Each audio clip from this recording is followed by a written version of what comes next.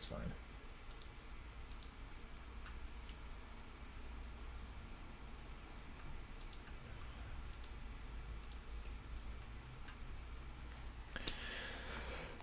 Oh boy.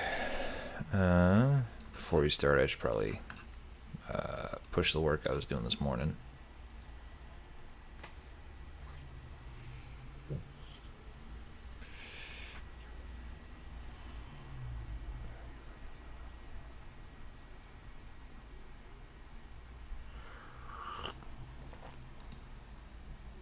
Hey, Ossian. How you doing?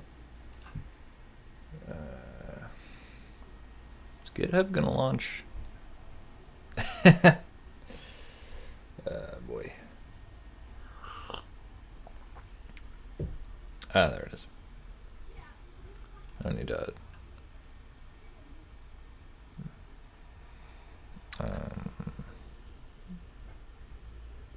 partial building blockout.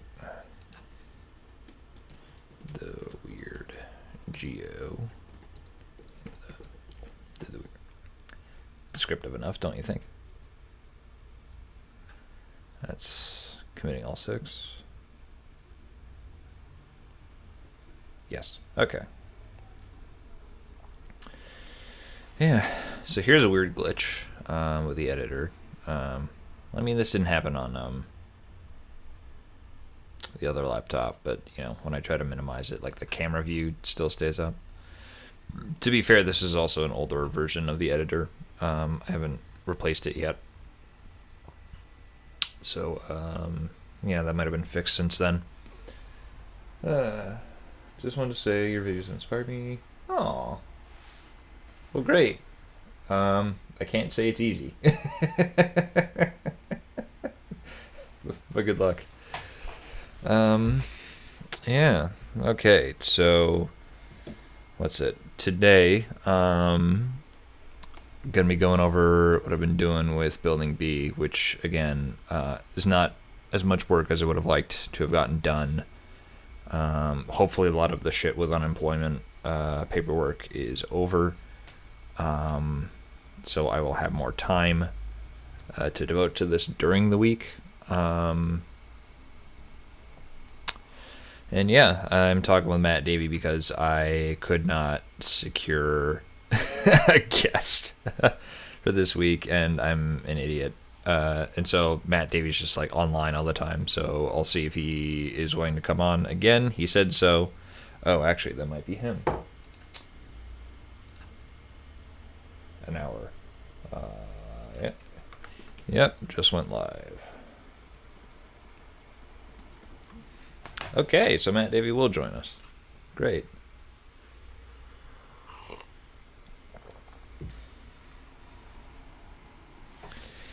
Yeah. Seems way more certain for next week to get my former design coworker, Carl, onto the stream. I hope that happens. Push comes to shove, I think I should just ask like Sam or someone, because Sam was our community manager. And you know, it would be nice to get people who are still involved in a studio. Call him Matt Davey.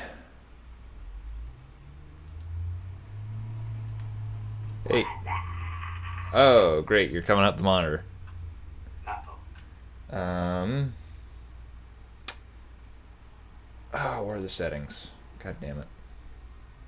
God dang it. Pick up the phone. Come on. Voice and video. Output.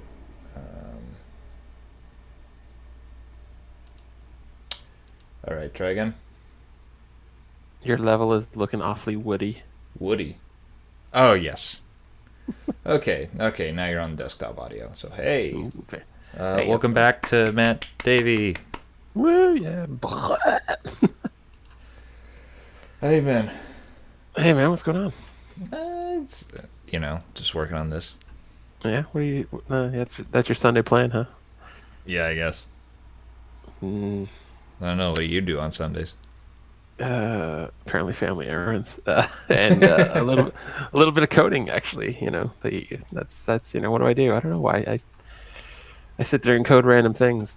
But I'm playing with Unity's new input system actually right now, and Oh, really? it definitely shows some promise. I think they've come a long way in the last year or two that they've been working on it. Nice. Um, yeah, it has like an action system that you can turn off and on. So you create different action sets, and it actually is like kind of what it's monitoring. You can optimize. So instead of looking for key change strokes across the entire keyboard, for example, it basically only sits there and looks for input for like three, which is obviously a lot faster. Nice. Yeah, That's good. yeah. You know me. Just got to keep on top of all the newest developments across the mall. Hell yeah. All right. Hell yeah! Okay, so I guess we should review what I did. Last time, when we finished the last session, I had finished the block out here, started getting into this sort of alleyway along here, and I started doing the facade of building B, and I made this little catwalk.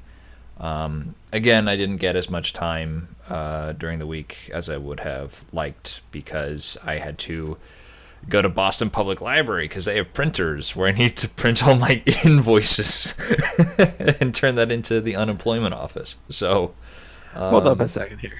yeah. Why does the unemployment office need the invoices? Because I need to report my wages.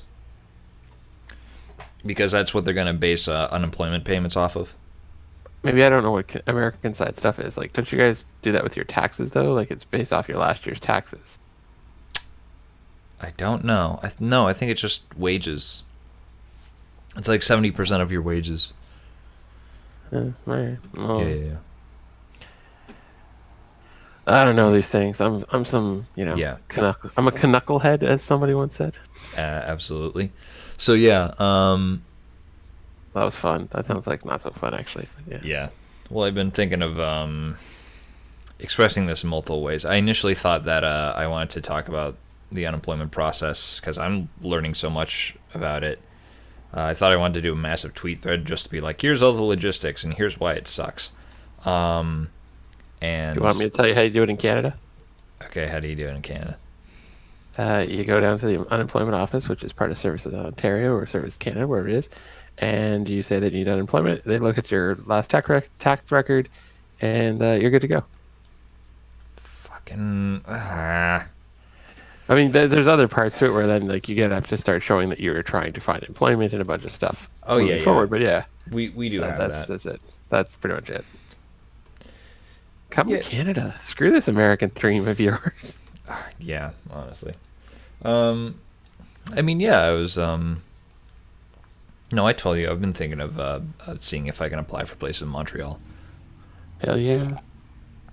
Joe Fielder actually offered to put my resume in towards. I guess he knows someone at UB Montreal, so Yeah. that'd be rad. Movie Montreal, good place to work. A lot of cool stuff going on there. Oh yeah, I got some friends there. Actually, I should ask them to come on instead of just going back to Matt every other week. Yeah. Matt was like, Matt, what are you doing? I was like, I don't know. I'm trying to solve input chaining problems. I want to come on my stream. Don't you have anybody else? Like, come on. I'm not even a designer. Oh, great. Yeah. I'm like the designer's bitch. It's like, hey, make this. Okay, whatever. I'll make it for you. No problem. Just point where to shoot. Yeah. All right. So, yeah. So, anyways, I turned all that stuff in, and we basically had the front of this building, and now the interiors, because the shape of this interior gets really weird. And I was just like, I don't feel like doing that at the end of like a 3-hour stream. So I kind of called it there, and then this morning I actually just got to doing it. So here it is. Cool. Kind of a little bit of it, and we're continuing on with that. Yeah, I don't know if we'll finish this building today, but we're gonna get a lot closer. You're gonna build the building today. Are you sure? Yeah. Because if you don't, I'm gonna make fun of you. Oh yeah, you've never done that before. I'm No. terrified. If you don't make that building today, I'm just, I'm not coming back on this stream until that building is done. Okay, that's fair. No, actually, that is a fair metric. Yeah, see. Oh, snap. Yeah. So yeah, was it Joe Fielder, who is the writer at Other Side? Yeah, he offered to put me in touch with some people, and that's nice. I saw that this morning that there's actually openings at Ghost Story, which is Ken Levine's thing that he's been working on in secret. So I know Joe still, like, he did some contract writing for that thing apparently, so I might apply there. They needed something called a narrative scripter, Yep. which I don't know if that Wait, literally wait, means did you just hear writing. that? Oh, I think I heard that. Was that your dog? There's totally my dog. Oh, he's dreaming. Yep. Got the like paws moving in the air. Okay. Aw. Yeah, let's see. Narrative scripter, yeah. Senior level artist, senior systems designer, producer, lighting. Yeah, I'm just looking at their jobs. Yep. Yep. Anything look good to you? Let's do it, Davey. You and me. No. I'm not jumping ships there. Sorry. Are you sure? I'm pretty sure. Okay. The Ghost Story is an interesting company. I would say Ken Levine is a fantastic person to work for. I know there's different stories to that equation, but I think that he strives for perfection, and I can appreciate that. Definitely. I mean, how much do you know? Because like half of Other Side Boston was ex-irrational. I've discussed some Ghost. I guess I've talked to a bunch of people there, and they're pretty happy with it. So let's go with that. Okay.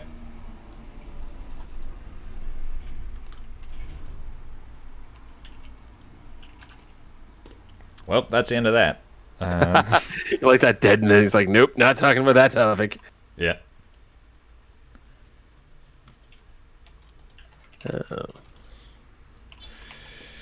So yeah, I don't know. I'm not sure if the level or the no fuck, what's it? The script narrative I'm gonna scripter. look at here. What the hell? What's the job? I'm not sure if that's like literally writing a script or if it is just scripting to have narrative events happen. It's blueprint stuff. Blueprint stuff. I can do that. Look at that. They're using Artisy Draft too.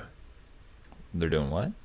They're using Artisy Draft. It's a middleware for designers. It kind of builds out like an entity system and lets you kind of build relations between stuff, build your entire story narrative, dialogue trees, everything. And then both Unity and Unreal have plugins for it. Interesting.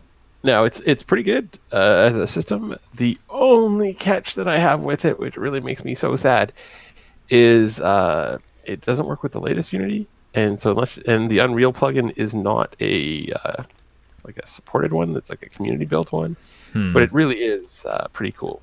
So I actually do like Artisy Draft quite a lot. I've been playing with it to try to see if I can integrate into some things. So yeah, there you go. Yeah. Nice. There's my general pitch about Artisy Draft. Hey. And yes, I would like to do videos on like a level from Dishonored at some point. That is contingent on me getting stable employment. So, hold up a sec. Shout out to Jan Frez at Nevigo, the people that made Artisy Draft. There you go. Hey, nice. Yeah, he hits me up every, I guess after every major show. He's just like, "How you guys doing?" Hey, nice. Yeah. You should do a thing on Dishonored. That'd be kind of cool. Yeah, I should. I actually was debating. I have Dishonored on console actually, but I know there's a Steam sale right now with it, and I was tempted. I don't know. Oh, I know. Do I need? Yeah, I do. I have a bunch of games sitting on my Steam list that I want to play, but Mm. Much better. Okay. Yeah, you figured that one out. Yeah, no, because of the 45-degree angles, this is kind of weird to make these shapes. That seems to be like a really weird shaped entryway. Just saying. Yeah. Like, is it gonna be an overhang? Is the door gonna be at the back side of it? Like somebody coming in so the rain doesn't pour on them, sort of thing. Yes. Okay. Yeah. So yeah, there's this, for example. This was not done terribly well, and once I go back through this, I'm probably gonna cut it up in a different way, because we have like 3 brushes here in this nook, and instead of that, I could have like sliced this to make this like an isosceles triangle here, or like a right isosceles triangle, and then just have this be like a quad that's like 45 degrees. And instead, I sliced it up into 3 fucking things like a tangram. I was doing some work this week, and I was replacing geometry that I found when I was working on something, and basically the numbers were quite clear. So I went and I kind of cleared out, let's say, superfluous boxes, and like replaced them with quads and things like that, just like in general practice for some stuff somebody had worked on. Mm-hmm. And I saved 12% occlusion data. About 28 megs of light map data. Oh my god. And a couple hours of light map time. Or sorry, like about an hour and a bit. 2 hours of light map time. Yeah, and it actually, and I actually, this is a good point to make on your stream here, is that the work that you're doing right now and thinking about optimization is super important when it comes to optimizing the scene for lighting and all sorts of other processes that use it. Mm-hmm. So, like, making sure every piece of geometry that you put into the scene is being used is quite fucking useful. Mm-hmm.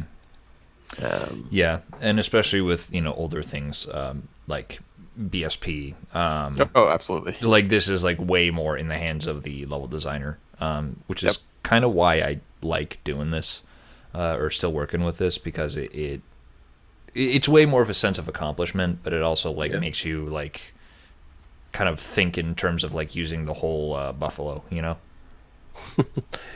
Every frame or every millisecond matters, or every microsecond matters. Mm-hmm. Every frame of painting. Oh, it's the first thing I do in a project is I start spinning up. I'm like, okay, start tracking the times. What does it take to load a level? What does it take to transition a level? And just constantly have that over time. Mm-hmm. That is not a bad idea. Yeah. I think I showed you those automation stuff where it like dumps out to Google Docs and I have like graphs and charts I just look at. Oh, really? Yeah, I thought I did. I'm pretty sure I did. Maybe.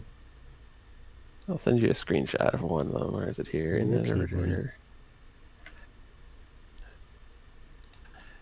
And some of it's interesting because you start looking at it's also stored based off change list as well.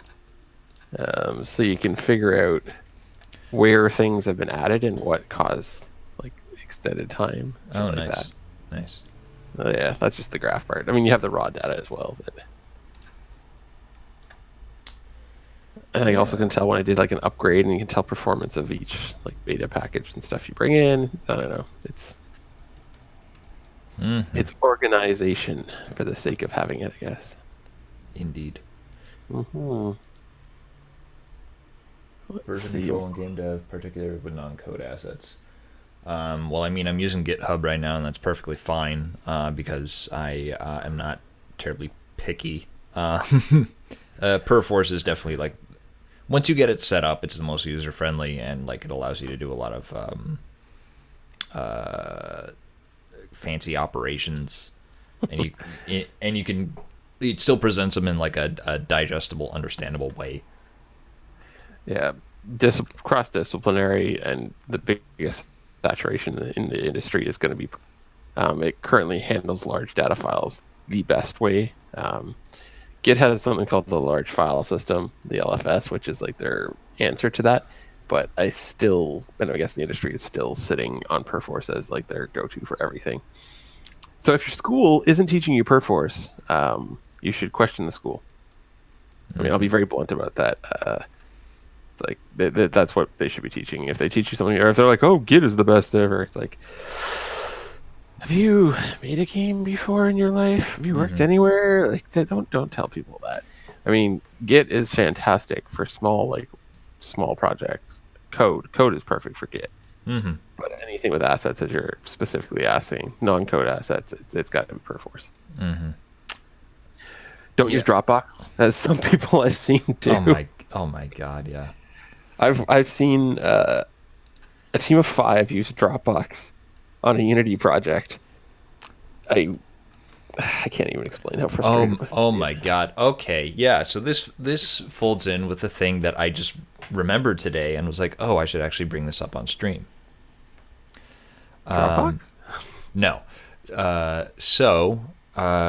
There was a point where, stupidly, I was doing some game design work for a company for free. Smart.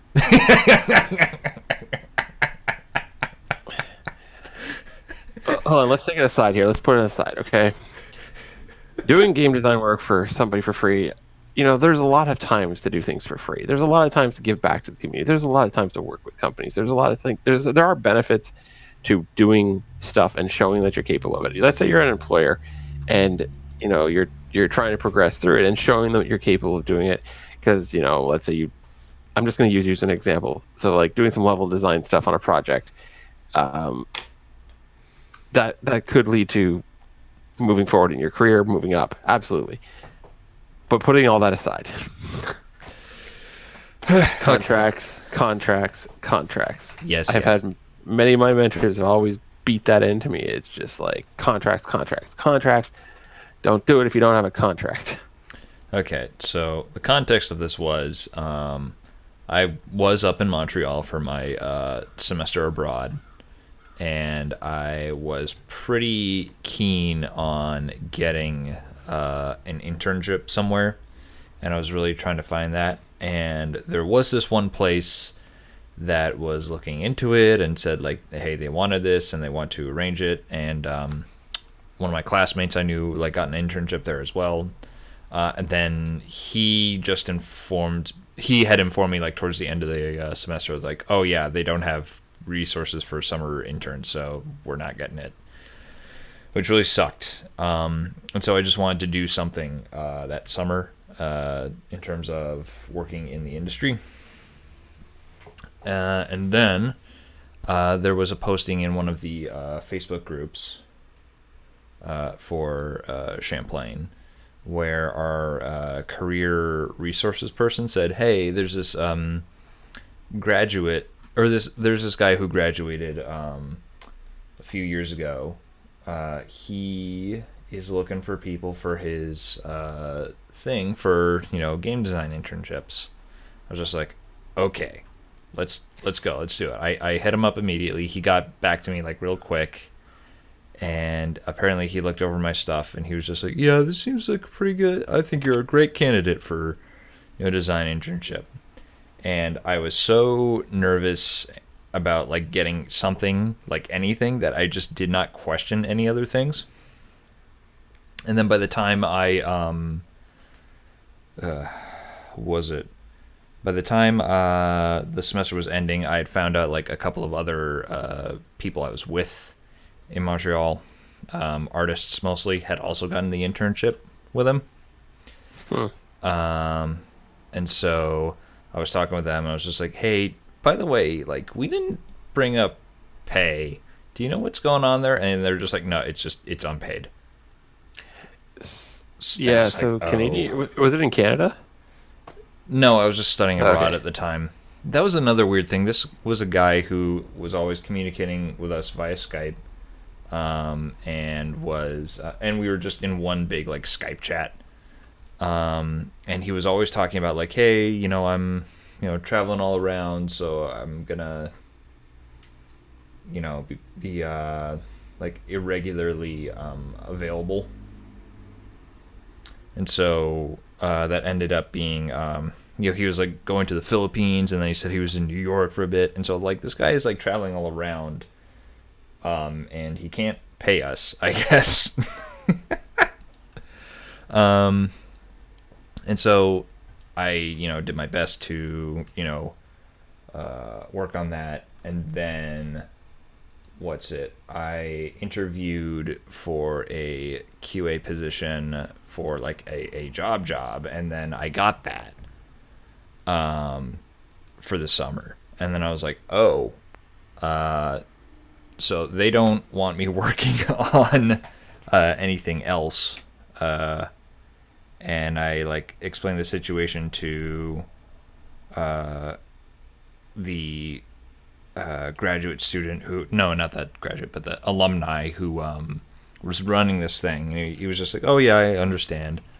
And as it turns out, there's another guy I knew who also got hired to be QA at this place who was also doing this for free. Oh. Yeah. And so, yeah. And so, like, after that, I was just like, well, first off, we were working like 60-hour weeks at points and 66-hour weeks at the peak. And basically, I just, like, did not have time or energy to do anything. And so everything I turned in after that, I was just so resentful. I was just like, he got me to work for free for him. And so I just, like, half-assed as much as I could, basically.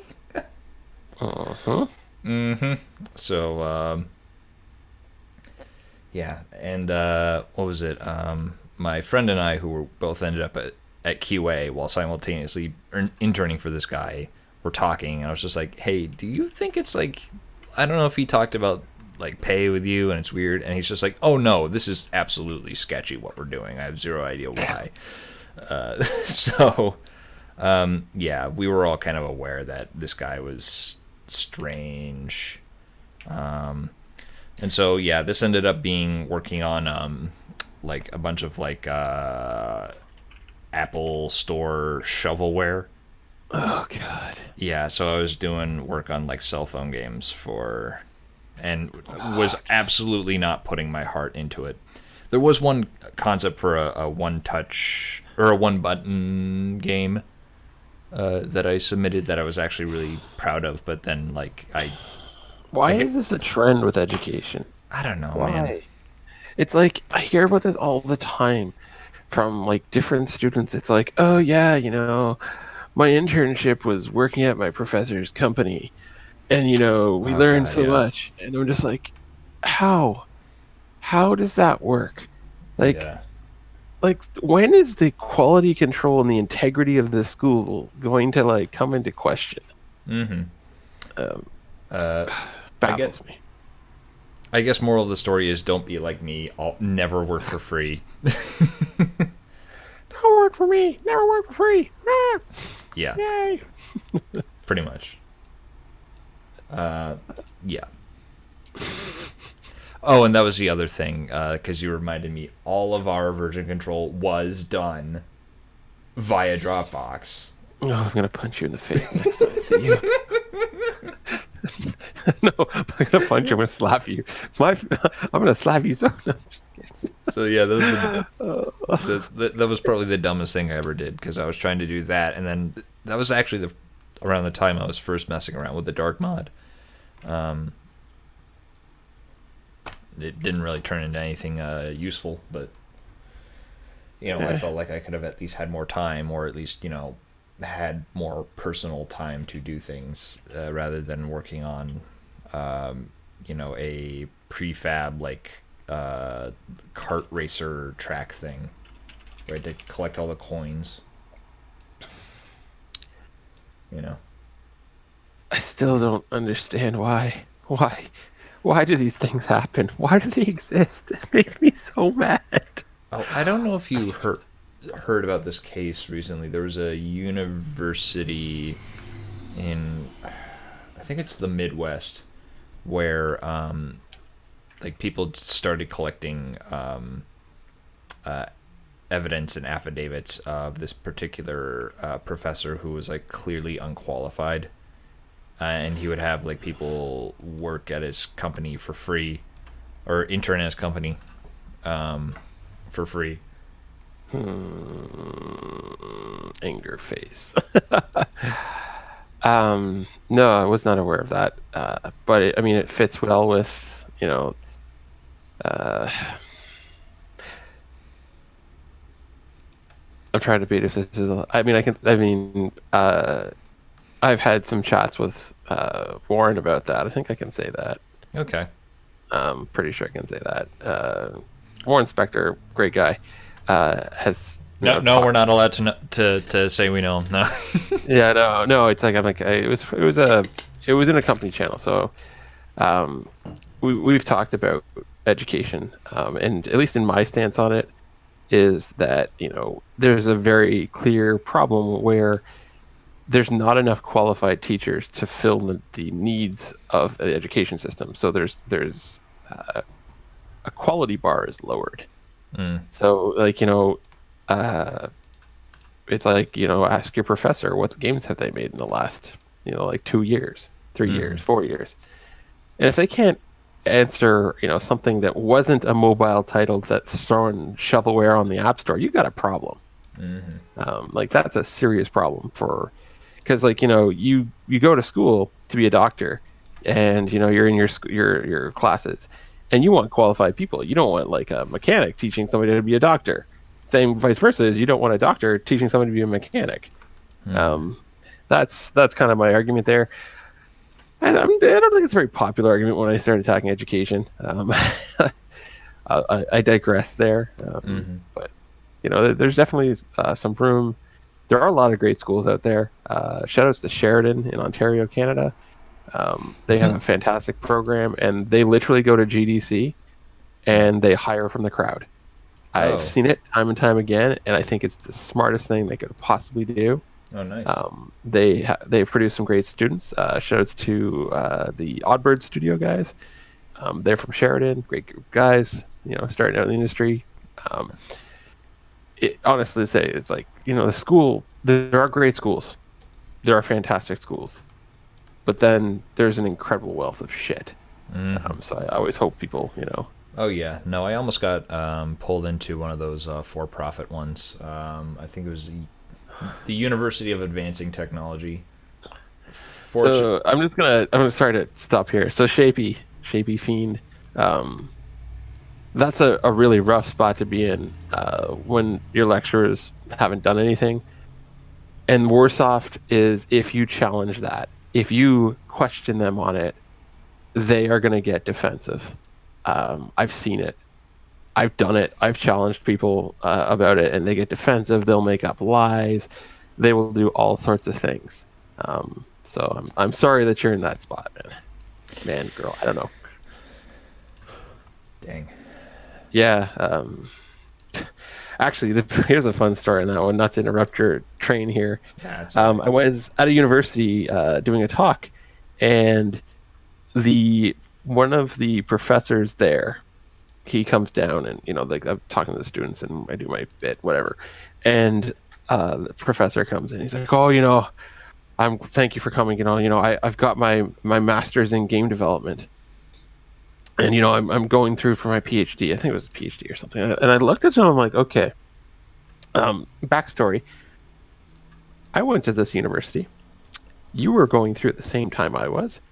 You were fucking terrible then. Okay, let's keep going with this. How do you have a master's in game development?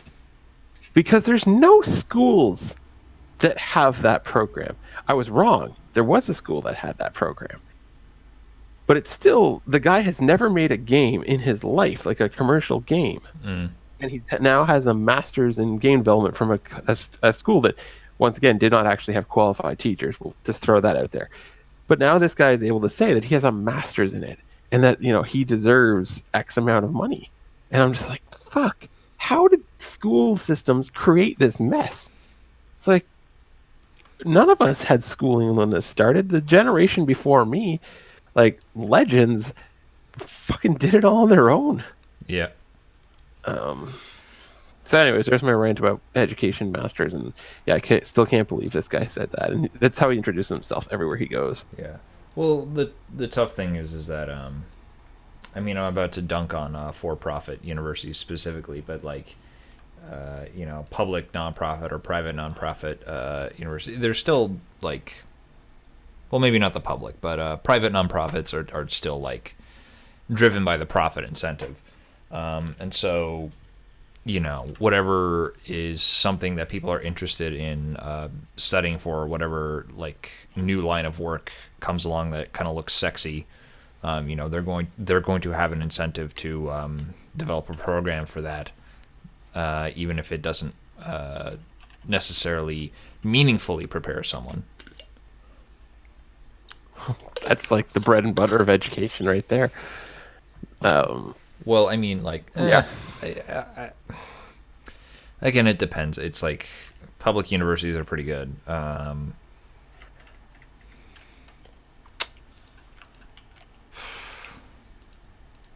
No, I agree with you. I think a lot of public universities that are truly in the public interest and are trying to, but the for-profits, and I should actually clarify, you're right. There's definitely there's a clear divide in Ontario and Canada in general, where private colleges versus community or like public colleges, there's a difference in standards. There's like a difference.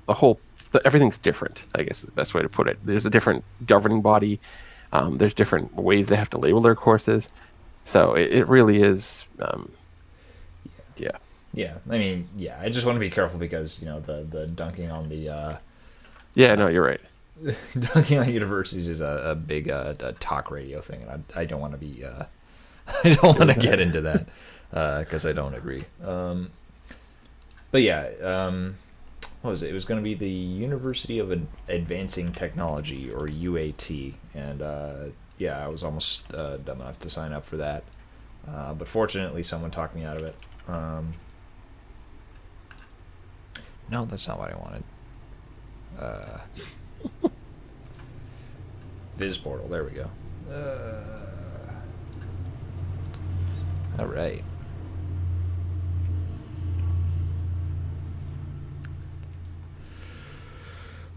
So yeah. Oh, did I tell you other side got back to me about the laptop? No, that's good though, right? Yeah. They said it'd be 700.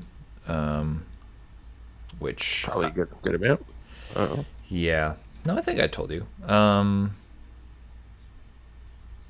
yeah. I wouldn't go so far to use as strong a word as affordable, but I can pay for that at the current moment.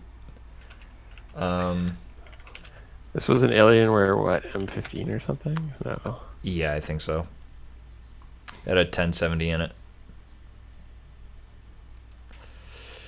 Yeah, so I think I'm gonna do that, which is sort of anticlimactic in terms of like the computer case I just randomly found out on the street, but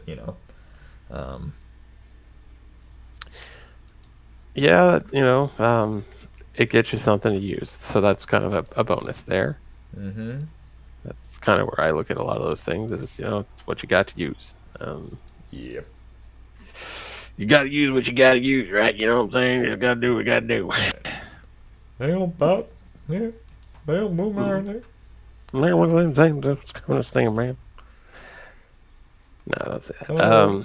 Coming over to man's pajamas now. Your textures are killing me. Yeah. Are they? Oh. Why is that? I don't know why. Look at that. I'm just like, it's like a little star thing. Like, is it? It's just Oh, yeah. Because this is the texture I made. I made it. It's my fault. Oh, you should be ashamed of yourself. I know. You should hire an artist. Yeah. Okay, let me just break out the checkbook. Yeah. Start spending money. Oh God, what did I just do? Oh God, I think I just deleted something. Oh, delightful.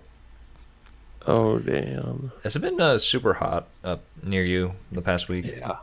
Sure has. Mm-hmm. It broke last night though, so it's not terrible. It was ridiculous for a while there. Yeah, we were getting up to the mid 90s in terms of temperature, which I think would be like 30 Celsius or something. Whew. Yeah, no. We had 39 degrees yesterday. Wow. Yeah. That's 102. 102. Oh my god. Yeah, and then there was like and the humidity and stuff on top of that. It wasn't terrible. I mean, it was bad, but it was like, stay inside with your air conditioning and don't fucking go outside. Oh yeah, definitely. Lock up your window. No, I can't say that on this stream. What is I that don't know. thing? Trying to think what that song was. And yeah, okay. So it looks like it's the internals here. Got to build a staircase up to here. So, Are you building a staircase to heaven? I was thinking the same thing. I was just Well, I like, was actually no, gonna like no, start I'm quoting. not. Yeah, I was just like, no, I'm not gonna make that joke. It's too stupid. And then, Hey, you do, stupid. I'm you do here. my job for me. Right here. If it's stupid, I am so there. It is. It's like that's where I gotta be.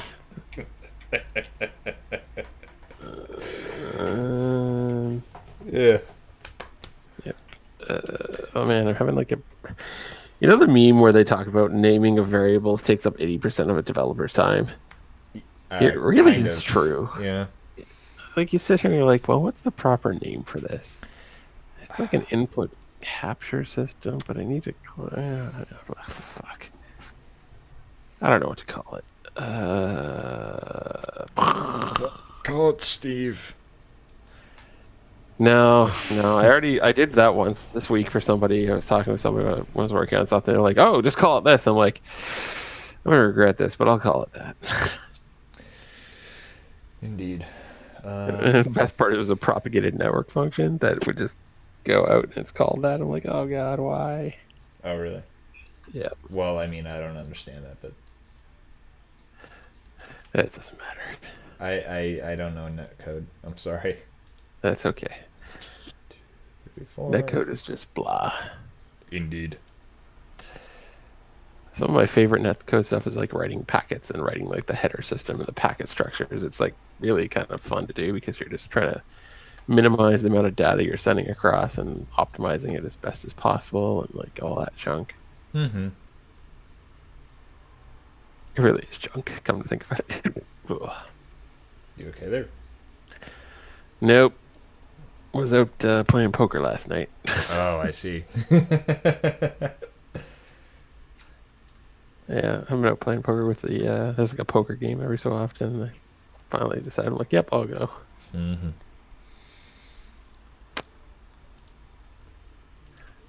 There you go. You should start a poker game. Yeah, we should. Yeah. One of my roommates in college, he tried to start that up. That did not go very far. Like gambling on campus. No, he was actually off campus in his own apartment, but then just people didn't show up. Those rascally fellows. Yep. So what's 176? No, that's not divisible by 3. God damn it.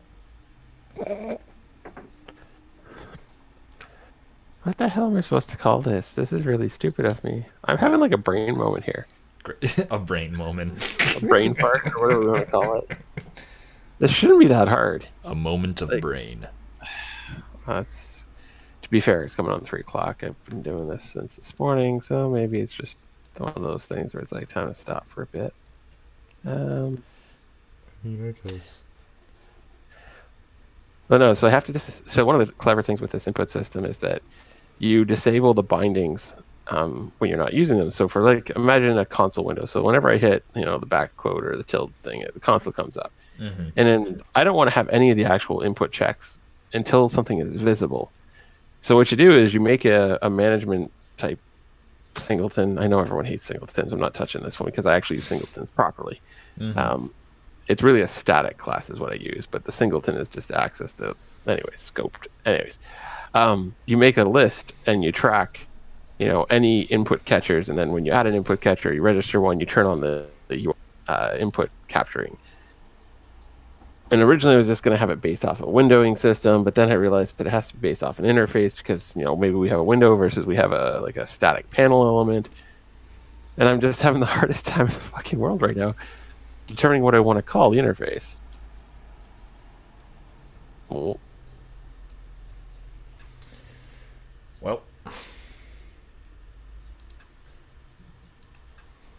I'm I'm feeling really kind of stumped, and it's really stupid. I should know this off by heart.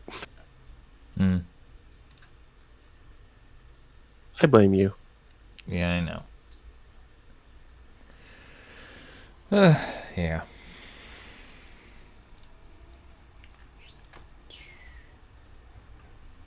No, that's not what I want.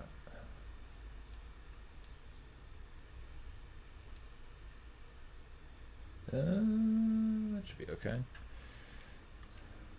And how much space away from the wall am I going to give this?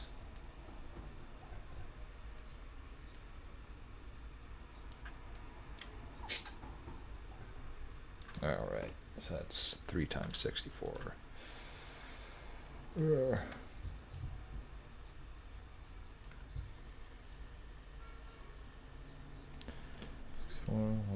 2, 3. I want to call it like some sort of requirements thing, but like I can't call it a handler. I can't call it a.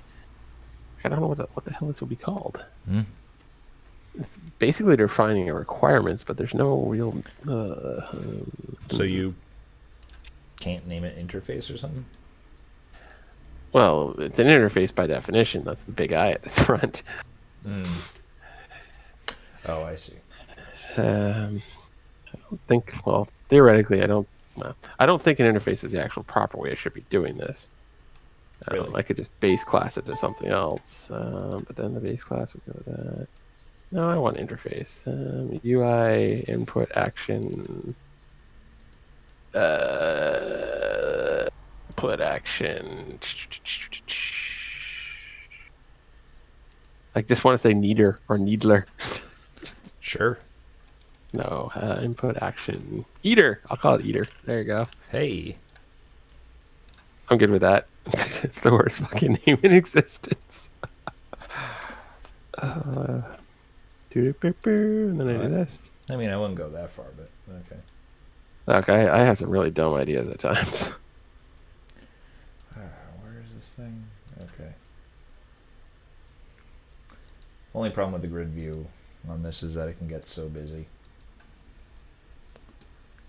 Yep. Yep. Yep. We got 11 people watching right now. 11 people wasting all their time. Hell yeah. 11 people. Wasted. Oh, man. I could have got wasted for this show. We might have to do that one session. Oh, shit. That'd be hilarious. I don't think I would be terrible and non-productive. I would just like sit here and be like, yep. Come on, man. We got to hit Balmer's point. Oh, bomber. You know, that's just a bullshit thing. Oh, of course. Well, I mean, yeah. They came out of the XKCD comic. You didn't know that? I didn't know where it came from. Oh, really? I just knew it was bullshit. Well, of course. That one. There we go. This is going to be called the UI Eaters. Fuck, this is hilarious. There we go. So this is... So this is Christmas. Oh, so I can adjust this by 8 units this way, I think, because it ended up being 8 units longer. All right, so that's okay. Yeah, so I'm starting to do the second floor catwalk here. Oh, yeah, should have occurred to me. So I'm starting to do the second floor catwalk here. I've got the stairs. And the thing about this is that there's this sort of outline here to show the overhang. So it's not necessarily going to line up. Well, actually, it won't line up with the walls below here. So I have to be pretty careful in my measurements. You be careful.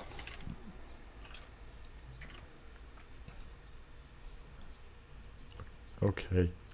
If you're not careful, bad things will happen. Yep. terrible things. Yeah, Many dark. yeah, you could get Relinquished. laid off. Oh, Oh, Relinquished. He's making kind of a stealth infiltration level. He's doing it in the dark mode because why not? yeah, pretty much.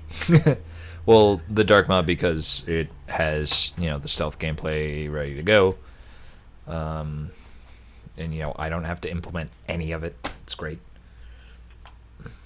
1, 2, 3, 4, 5. Okay, so it'll be 320 from the peak of the stairs. So 320. All right, over here.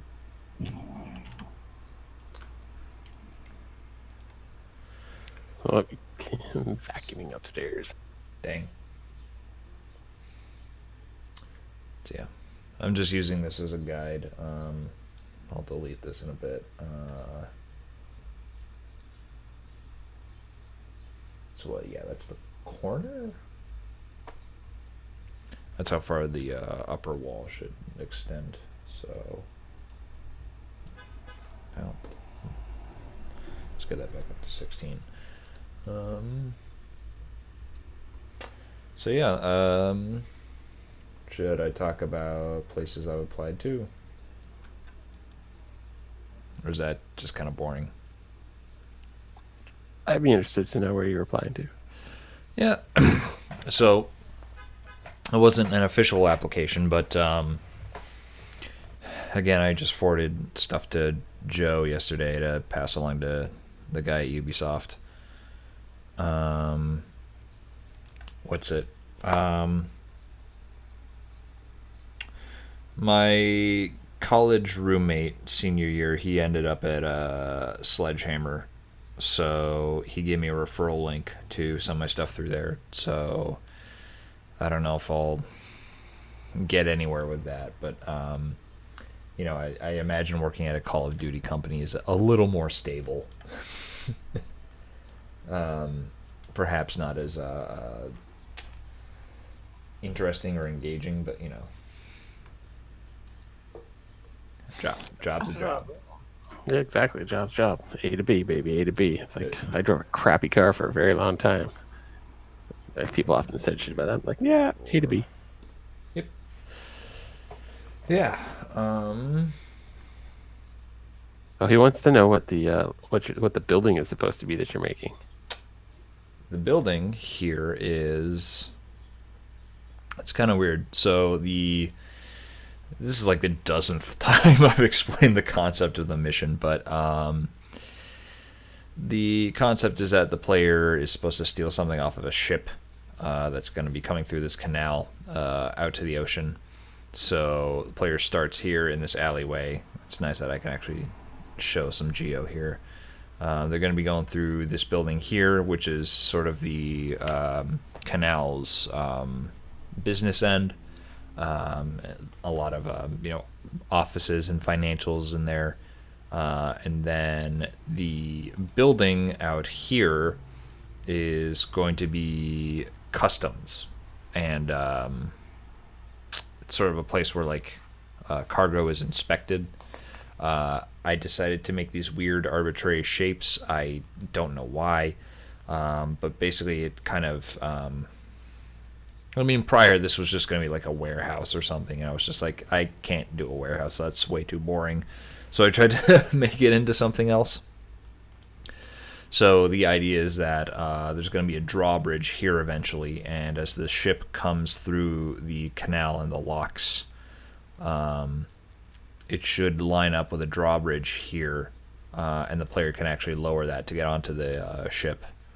And so fictionally, the people on the ship would be able to push their cargo out, have it sort of go around this carousel area, and then push it back onto the ship. And this is a place where people can inspect it. Yeah, and this thing will be moving in real time while the player's trying to get on, and they should it should take about half an hour for it to go out to here, and once it gets out there, if the player hasn't stolen the thing from the ship, then they lose the mission, actually. So, yeah.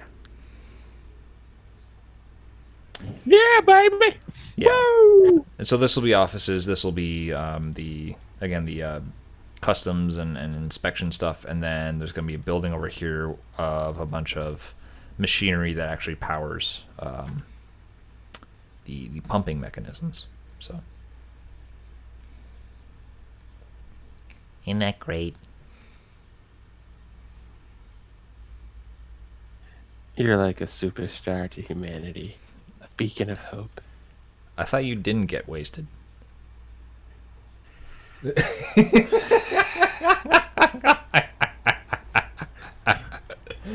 Listen. Sometimes the middle of the day, just you need a little spice in your life.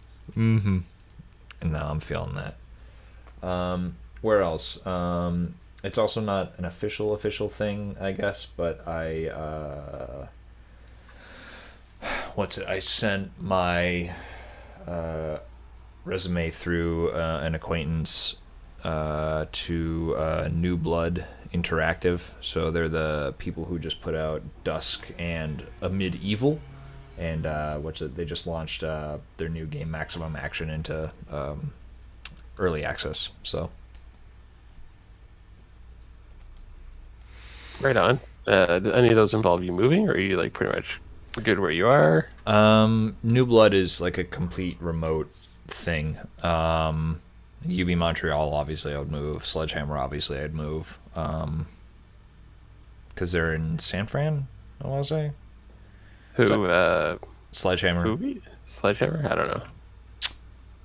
It's either that or LA, but you know. If you go to Montreal, Elijah's moving to Montreal, actually. Nice. Yeah. Yeah. You guys could chill. Yeah, Elijah, friend of the show. I'm so happy I could say that now. Boy. It's the simple things, ladies and gentlemen, that make Jared happy. The simple things. Yeah. This is a study of Jared at work. Notice nothing is going on. Mm-hmm. As he stares off into the distance, thinking about the times that were and the times that may be. Okay, Terry Jones.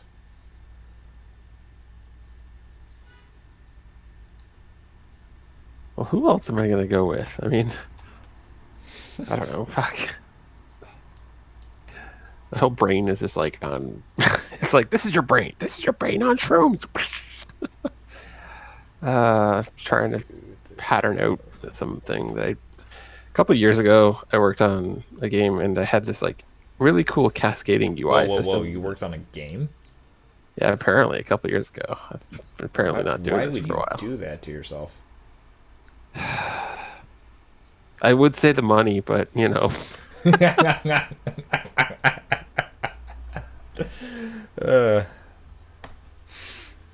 Jared knows it. Anyways. Yeah. No, it like was this really handy system because it knew when to disable stuff and like lock inputs and stuff based off a cascading tree. I'm just trying to think of a better way to do that. I don't want to dig up the code.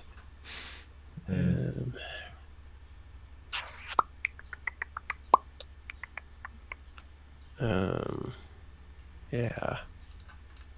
Yes.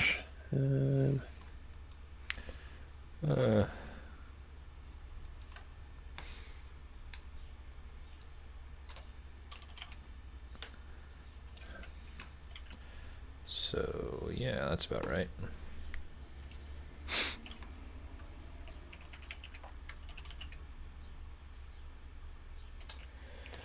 What's the reverse of eating? Are you Puking? I think you know that one. Okay, there's my interface's required functions: eat and puke. Oh, great. Oh, I don't know. I'll change it later. Oh, those are the pure virtuals. Yeah. Yeah. Hey, I remember a thing. Do you now? I remember the term pure virtual. But I don't even want this. I want it to be. So C# is such a bitch when it comes to, because you can only inherit from one base class, and then you can have as many interfaces as you want, but only one base class. But in C++, you can have as many base classes as you want. So this makes it a fucking nightmare for me when my brain is set up to the other way around. Oh yeah. I mean, I think we've all been there. Totally happened. It's been like, every day. I'd say I should start streaming me doing this, but this would be ridiculous to watch because no one wants to watch somebody code. It's got to be the most boring thing in existence. I mean, yeah. At least you have visuals.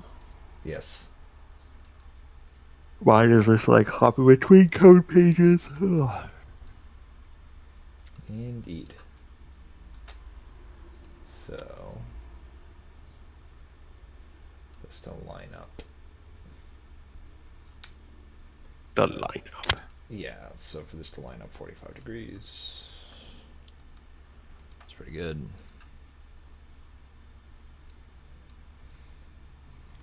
There's a gap behind it. Yeah. What, here? I don't know. I'll wait the 2 minutes and I'll see. Here. What you should do is get like a fast stream version of this. No, but yes, let's go with that gap. Who cares? Oh, yeah. Real helpful, Matt. I was talking like the corner there. Yeah, you're just kind of looking at it now. The corner. Second floor. Do you have a compass anywhere on there I could use as a reference point? No. So if the ship is north, it would be the southeast corner. There's a wall sticking out. You got a gap. It's like a triangle. I don't. How you mean this? Yeah. Oh, no. This is going to be like the side of building C. Okay.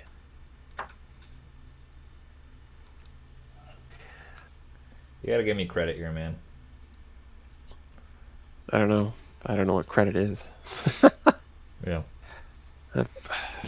I've never had a credit card. Really? No, I'm joking.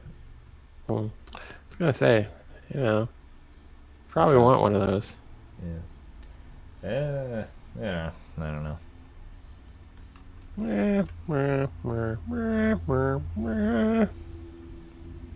You can do without. It's true.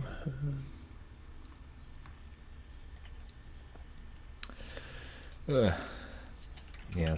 Some people from the Dark Mod community have found some of the old streams, which is good because like it seems like there's been confusion as to like where I'm keeping them, and I have to keep telling people like, no, there's a playlist here. So yeah, and they're already like issuing corrections as to like me saying dumb things.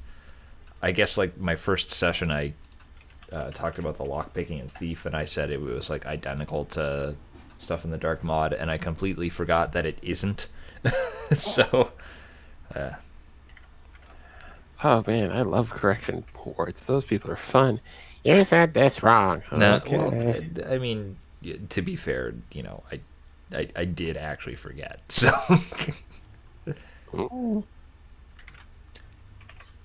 these are the people, like it's a community run thing, so like these are the people who are telling me like, no, it's different. I'm like, yeah, me getting what they did wrong is, I think, a perfectly valid reason to be upset. Fair enough. Yeah. I'm still impressed that people are making shit for this game still. Oh, yeah. That says a lot, really. Oh, you know what's really weird about this is that if you look at like entity scripting in this, you find that for entities and all these things, there's like key value pairs. This is not a good example. Let me look at a door. Yeah. So in this, there's all these key value pairs, and that's kind of how it does a pseudo entity component system. Makes it nice to save, and yeah. Yeah. So the thing is that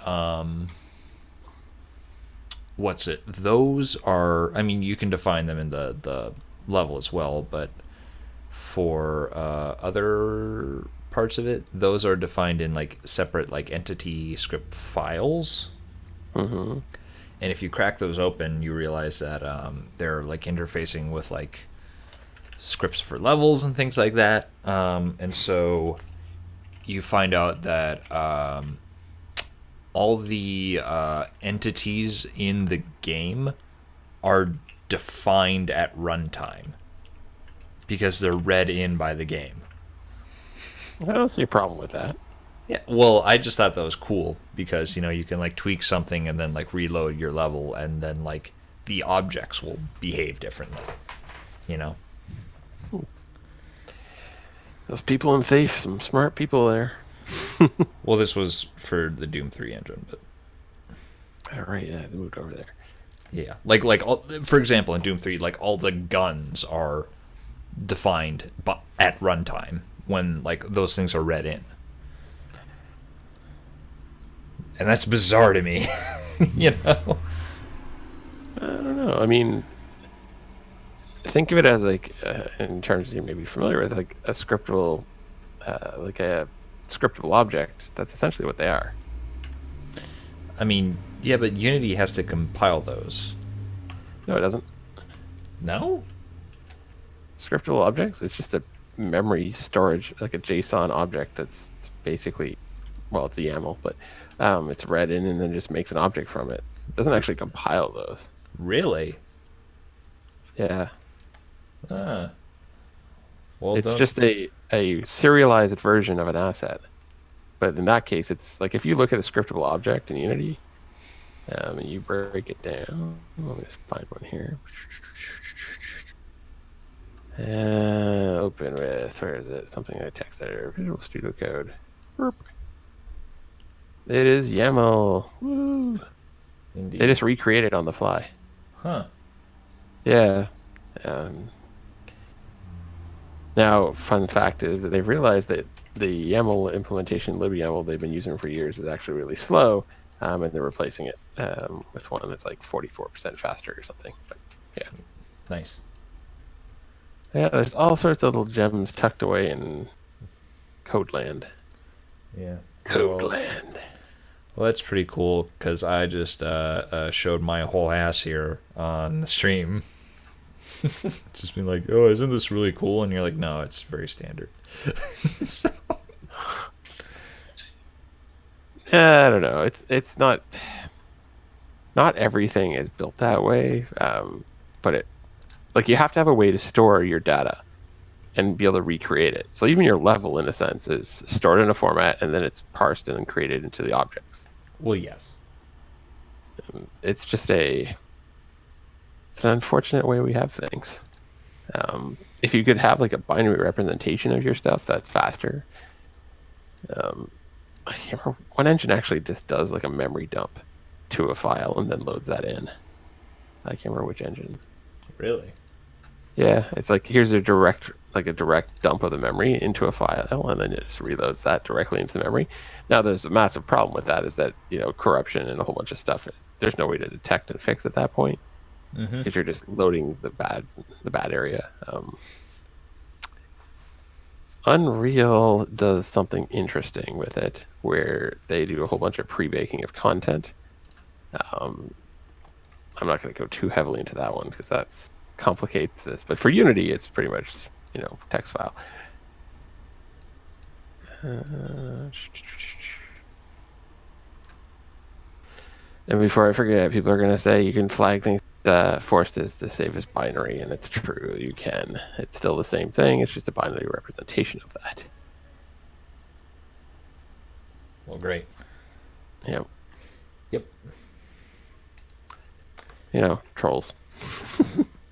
Oh yeah, I've got like so many Poindexters on my in my audience.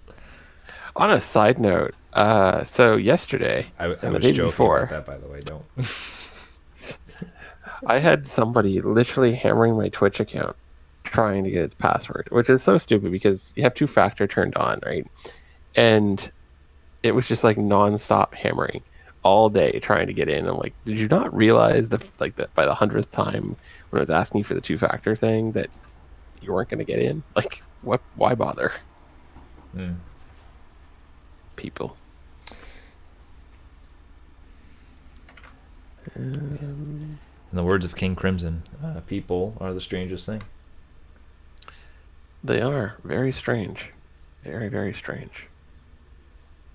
But, life finds a way. That's not... Okay.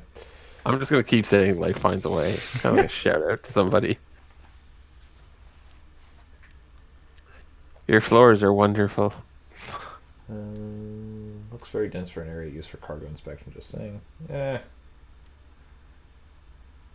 Quite possibly. I don't personally have any experience with cargo inspection, so I'm going to plead the fifth on that one. I can't say I have a lot either. Did you do any site references to look up similar things? I tried, and getting the internals of like port authorities and cargo stuff, it's harder than you'd think. Oh, yes, in light of recent developments, I can understand. Oh, recent developments. I don't know, your country's development. I don't know. My Yeah, how'd that go for you guys? this sounds very serious, and I'm not sure where you're going with it. I was talking about your 4th of July celebration. Jeez. Oh, that thing. The campaign show. Man. Sorry.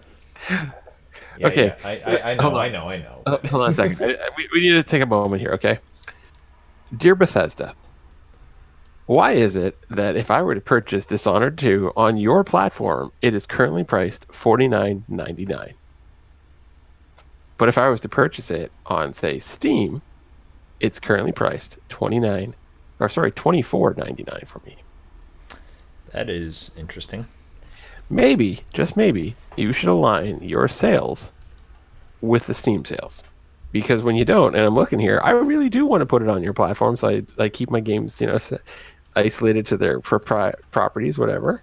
But you've now kind of made it so there's no reason for me not to buy it on Steam. And better yet, I can get Death of the Outsider, the one game I haven't played, at the same time for still less than purchasing on your platform. Roasted. Oh, look, I can redeem tokens for a discount. Ooh. Well, Steam, you've won this round. I don't think Bethesda really cares. I'm not gonna lie. Oh, look at that! Redeem $6. Well, snap! I'm buying this. Screw everybody. Sorry, I really shoutouts to Carl, Jared and I, previous coworker. The guy we were trying to get on for today. Oh, did he say no? What's it? I asked him last weekend very late, and he was just like, maybe next time. And then I asked him last night, which was, again, an oversight of mine. He was just like, oh, no, can we do next week? I'm like, okay. So I think it's happening next week. I am terrible at scheduling these things. I would totally tune in to hear Carl. Yeah. He's a smart dude. Oh, absolutely. He's an up-and-coming designer that... he's not really up-and-coming, but he is definitely... He deserves an incredible amount of respect. And I've seen a lot of designers, and I definitely think he's got the chops and the work ethic I like to see. So he's one of them chops havers. Yeah, those chop havers. I like to work hard and make cool shit, and often it can be deterring to some people. So, But I get along very well with Carl because he's that same mind, and we make cool shit. That's all I'm gonna say. Install my games. Oh yeah. All right. You ready to see Canadian internet at its prime here? Well, we can't see it. I know you're not going to see it. I'm installing Dishonored 2 plus Death of the Outsider. It would be 60 gigs. Oh yeah, I still have to get Death of the Outsider. I mean, Lord knows this cannot run it. But hopefully that'll change soon.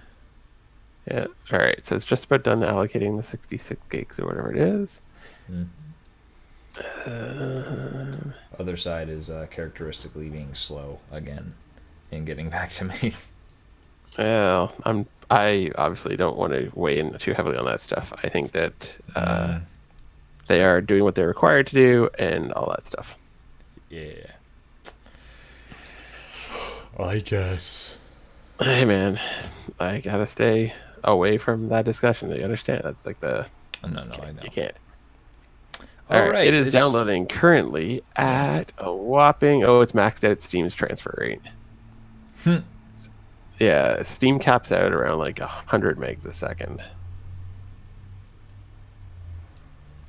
Right, I forgot this walkway up here is actually supposed to align with this office area here, the walls. So that's actually a nice guide.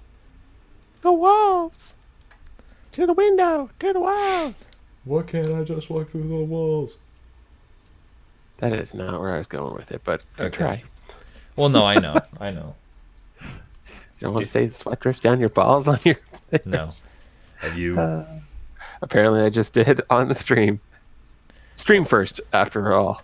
Yeah. I destroyed the integrity of the entire stream. All your viewers are going to hate you in the future. Any person that watches this in the future is just going to think I'm some horrible person. Which, not far from the truth. Yeah. Well, I was referencing death grips there, if you're familiar with them. Nope. Let's be honest with you. I don't know. I mean, I don't know. I'll be fair. It is probably not up your... Well, actually, I don't know. You're into like the hard EDM stuff, right? Yeah, I definitely have a twitch for that. Okay, so maybe you would like death grips. They're weird. Let me Spotify here. Hold on. Let's see. Okay. Hey, we got the walkway up and running like it's a process or something. Death grips. All right, here we go. What's the best song I should be looking for here? Ooh, God, what would be good one to start with you? I would check out something off of the Money Store first. Yeah, I've seen footage would probably be good.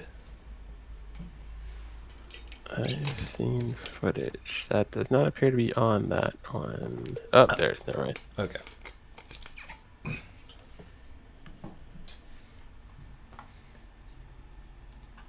I don't know. Oh, Hacker would be good, actually. This is dangerously close to more techno in my books. Yeah. Well, that's also the sound of that particular album. Like, they jump sounds a lot.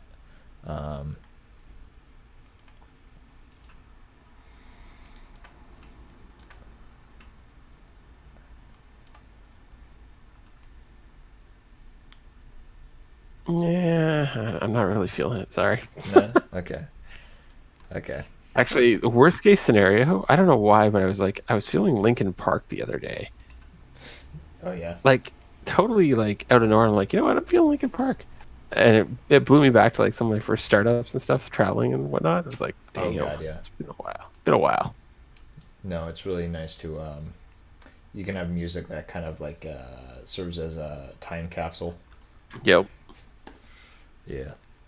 Yeah. Okay. Well, hell yeah.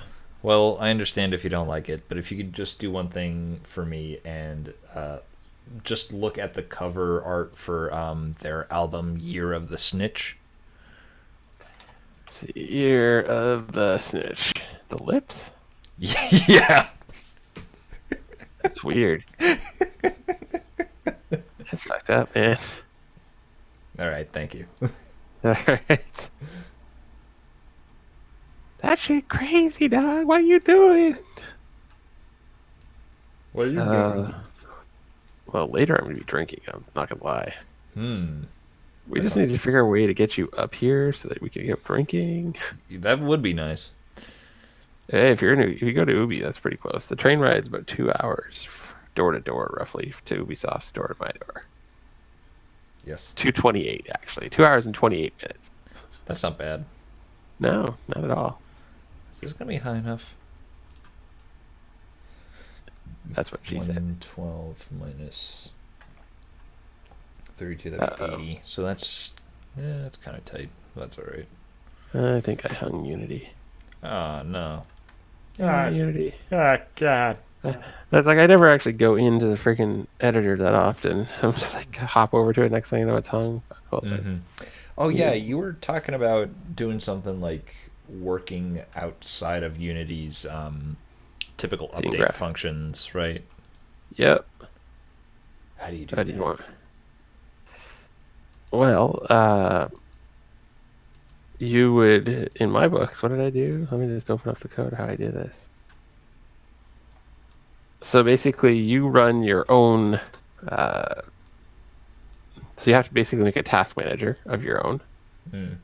and then you fire off tasks that are async functions or insync or like wrapped async functions, Mm-hmm. or whatever you want it is. In my case, I basically made sort of either it could be an async task, a thread task, or a job task. And the job tasks automatically play out to Unity's job system because I wanted to be able to quickly switch between stuff if I could. The async ones fire on their own, and so the async ones basically run outside of Unity's main thread. Same with the thread pool ones. And as long as you don't touch Unity data, it doesn't seem to have a big deal. The async ones will let you do some Unity API calls without. I haven't seen any problems, but the threaded ones won't. In that case, you have to encapsulate the data. But no, I've been fooling around with different things there. Well, nice. I don't know. This is like my little baby project of just fooling around with things. What do you do when you suddenly have a whole bunch of free time on your hands, Jared? Well, I've been doing a lot of things. I just make stuff. That's what I do. I just like, oh. Well, I mean, I'm here. Yep, I know. To be fair, I started this before the layoff, so. Oh yeah. Justin had given me his copy of this thing called the Book of Atris, and I finished that recently. That was really cool. What is the Book of Atris? The Book of Atris is a tie-in novel to the Myst series. Yeah. Yeah. And so it's interesting. Yeah, it came out between Myst and Riven. Shout out to Joe Fielder, who wrote for the new Myst game. Well, it wasn't quite a Myst game, but yeah. One of the guys, I forget his name. He's not one of the Miller brothers. I think his name's Chuck. Oh. Yeah, I forget his last name, but he was involved in. Yeah, he was involved in Myst 1, and then he just kind of put out a game recently called Zed that is in the same vein. And our coworker Joe Fielder, well, your coworker Joe Fielder, wrote for it. So ain't my coworker no more. Yeah. You will find other coworkers, don't you worry. Are you sure? I'd like to believe so, yes. I mean, I'd like to as well. Seriously, Unity's locking up hard right now, and I don't. Dang. You know what would be nice is if I had. Beer. Yeah, if I had source code. Oh wait, no, can't. Can't even use that source code. I don't have source code for that version. Fuck. Oh no. No. All right. Why would it be slow? Oh, I know why it's probably doing this. So, did you know that in order to write and read this fast, it takes up an incredible amount of CPU, and usually that sits on the main thread. Yeah, it's downloaded like 60 gigs. That's why it's taking its fucking time. Fuck off, Unity. Well, to be fair, It's a problem of your own making. It's true. It's what we refer to as a first world problem. Oh, did I ever show you the? I think I mentioned this to you. The Weird Al song, First World Problems. I think I have watched that. I'm a big Weird Al fan. Love his stuff. Nice. I may have purchased some of those records from the old Columbia House. Now, I don't know if Columbia House is too old for you, so. Oh yeah. Well, I mean, yes, but I'm familiar with the concept. It's like The scam, the record company. yeah, man, I can't believe that. Well, good thing that I basically got all my note quickly. They really kind of screw you over. Yeah. Um. Yeah, I think I actually found out about that, the concept of that from Albuquerque by Weird Al. There's I don't that even know what to say. there's that joke where he like marries Zelda. What was it when he was working at the? Because he met her when he was working at the donut shop, and she was just like, "Hey, you got weasels on your face." And then she was just like, "Do you want to join the Columbia Record Company?" And he's just like, "I'm divorcing you." So No one wants to join the Columbia Record Company. Seriously. There we go. Okay, I am now ready to test my system. I was right. Unity was being special and just not letting me do anything during that time. live dashboard. Nope. You better not be bored. Mm-hmm. You boxed in a lot there. Yeah. Who would have thought? Slap a roof on her and call her done. Alright, I click this button here. Boom. Requires input actions. Boom. It saves that. I hit the play button. I watch Ding. my clever script put everything together, and next thing you know, we're running at 600 FPS. Yeah. You gonna launch with that? Oh yeah, my system worked. Hell yeah. Oh, it did. Yeah, it's creatively enabling and disabling actions. So I could, in theory, make it so that I lock out gameplay input. Ooh. Ooh, I like that idea. Oh, and that'll be handy for like pause menu stuff. Exactly. As soon as I do that, I just lock out the input. I can, and then the best part is, it's like one line of code to do that. Boop, boop, boop. Ooh. One line of code. Now, actually, oh, that's right. Unity's input system actually can do that itself. So we'll leave that off. Boop, done. Take that out. Turn that there. Okay, cool. Oh yeah. I ever tell you about what was it? There was a college professor that Champlain hired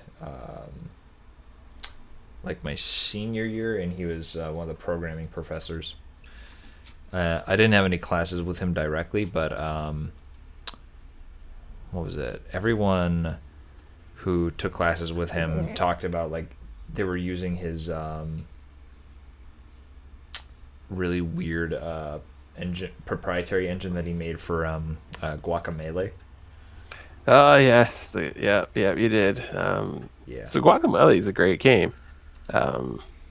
Shout outs to the CMF who keeps funding them for making games. Yeah. That being the Canadian Media Fund, correct? Yep. Hey. Good on you for knowing that one. Oh yeah. No, I read about Outlast. CMF is weird. The regional person out my ways, her name's Kim. She's nice. We've talked a bit about different things.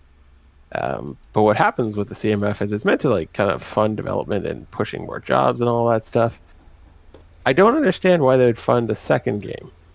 That's the part that gets me. I'm like, you know, give other people a shot. But yeah. last time I talked to the CMF, I remember I was pitching a game to them, and they came back to me and they said, you know, okay, this is a rather large scope game. It was a desktop game or like a console game. It was not, it wasn't that bad. It was procedural, blah blah blah. But they're like, if you could come back to us with a mobile pitch, we'd love to do something. It's like, mobile pitch? Fuck that. Mm-hmm. I just can't get into mobile. It's just such a saturated space. It's just not my space, not my place. Yeah, definitely.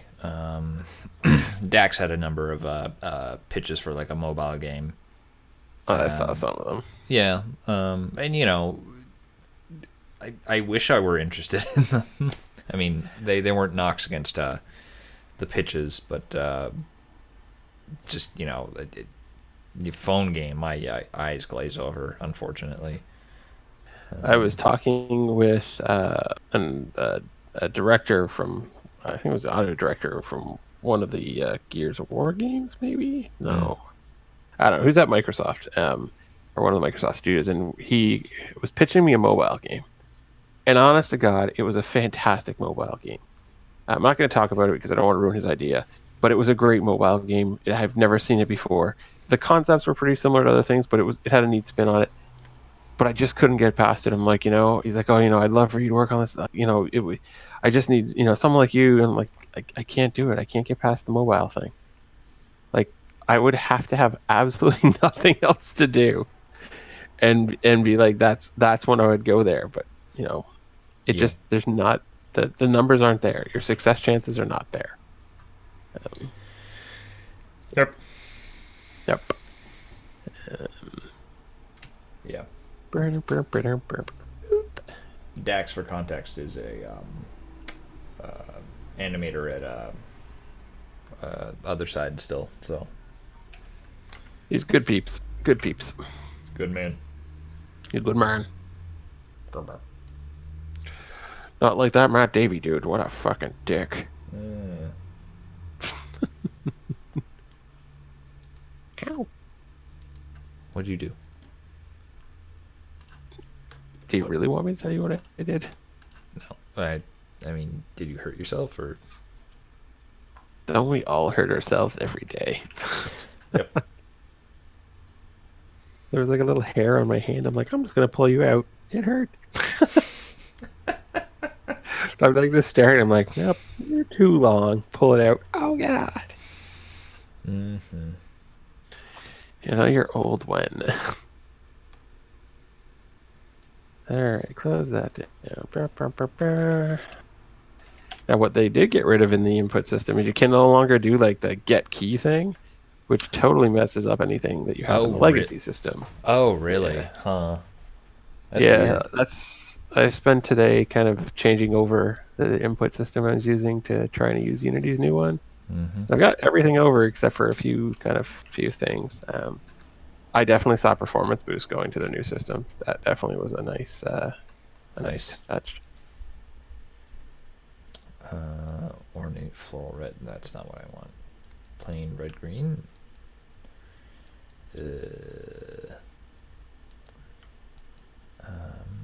Muon old. Whitey stripe. No. Yeah. I'm gonna spice things up and add a rug texture. Gonna spice it up. Yeah, because this is supposed to be a rug. Yeah, so for context, in the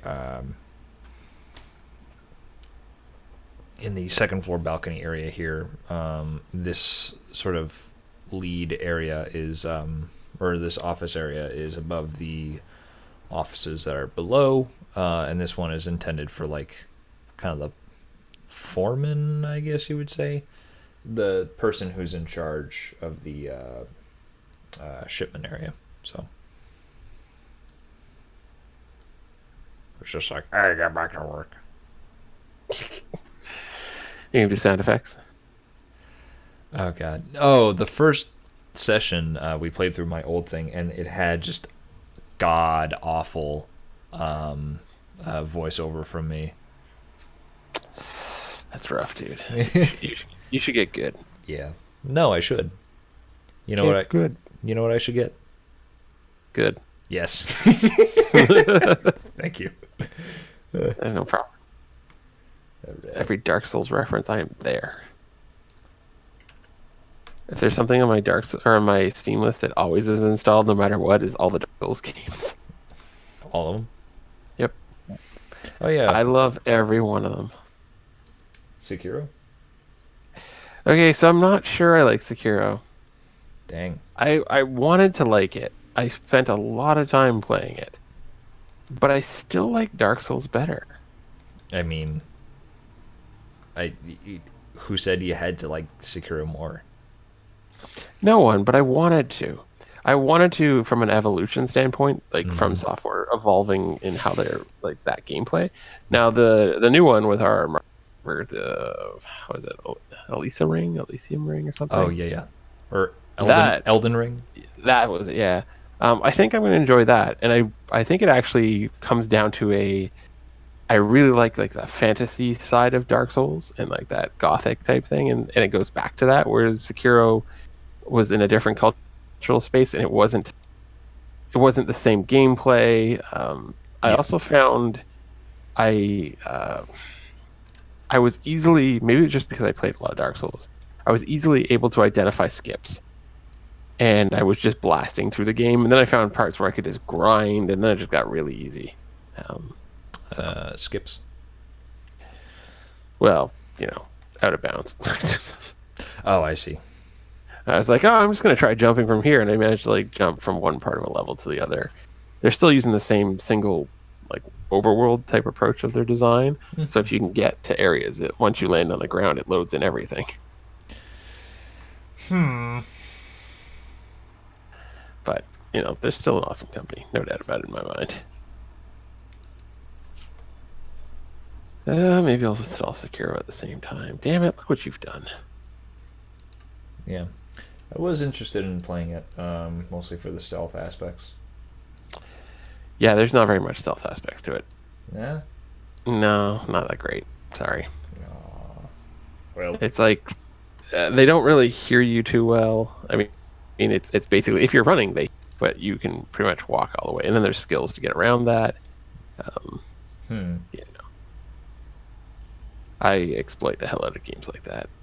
That's part of my grinding route that I had. If it's like I would just run and I get to people before their like hearing radius would catch me, and I'd kill them before that.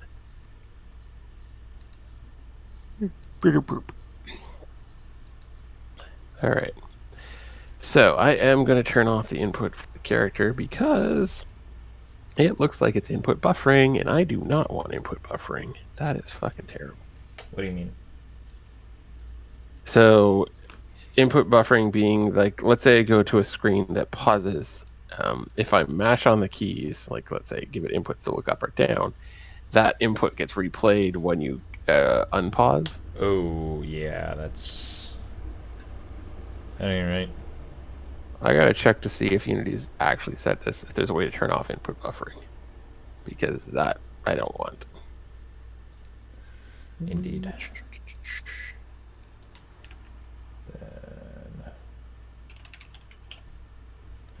Actor input, there we go.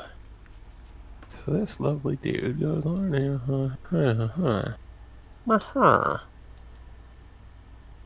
Yes.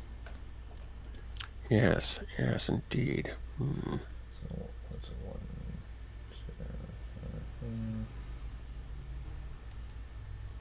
2, I'm gonna make the actor's input.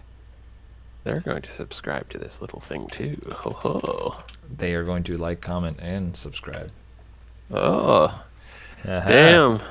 damn. That's good. Got him with them hot jokes. Almost as good as those missing textures. None of these are missing. Oh, that's the cock texture? Yeah. Hmm. Yeah, it's basically just no draw. Hmm. But I believe it still has collision. Oh. Oh, he's making his window. Indeed. Checking it twice. Sure, there we go. Yeah. All right. So this will be good. So the intended path, actually I think the only path, player's gonna come in through this window in the beginning, and they're gonna snake their way up to the second floor. There's a hole here. Oh dear. Gonna walk across the catwalk. Oh, sweet Jesus. Yeah. And then they're gonna come here. And actually, let's do the lighting preview, because why not? They're gonna come here, and oh, that is terribly dark. But they're gonna have this initial read of the building. I should consider putting like a window in here so that they can see into the offices. And then they're also going to see this up here where we just put the windows, and now you can see like nothing because it's too dark. But here's where the winch is going to be for the drawbridge. And so this should be able to highlight like, hey, there's an important space up here. So, yeah. I'm glad the angles are working out. I see. Yeah. It's good. Good. Yep. I hate using lists. I don't want to use a list. I don't want to use a list. Damn it. Oh, the C# list. Yeah. Why not? They make it so easy to add and remove items. Like, it's ridiculously how handy it is to do. Mm-hmm. Most definitely. They're just not performant. I mean, they're more performant than dictionaries. God help us. Dictionaries are like the worst thing ever. Oh yeah. No, I totally agree. Oh yeah, totally. Don't get me started on maps. On maps, eh? Yeah. Data maps. Don't get me started. Yeah, I made myself a new data type. It's pretty awesome. It's called the Screw Jared Up type. What accent is that? I don't know. I have no clue what I'm talking about right now. Clearly. It's like 3:42. Oh shit! I should have been gone soon. Hold on. Are they? We'll see. Yeah, we're already almost 2 hours in. Delightful. 2 hours in, bro. 2 hours in. Yep. Oh, nice. Got the windows in there real easy.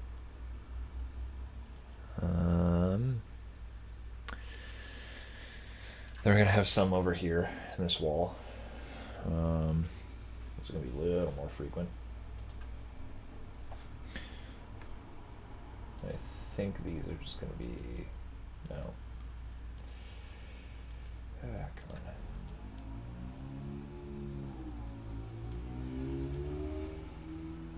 I could do this with an array. I'll just straight up array it. Screw everything else. Arrays are just such a pain, though. Yeah, but I could null reference check the call. So, like, if I know, for example, that I'm never going to have more 4 players on the scene, okay? Like, if I'm just doing like a pure actor evaluation, or a player actor, I should say, I don't need a list. I always can just fill it with null and then just only have them add themselves. I don't know. It's just so much easier to use a list, but I know in the end I'm going to have to come back and change this. Alright, whatever, we'll stay with it for now. So on UI enable. And then...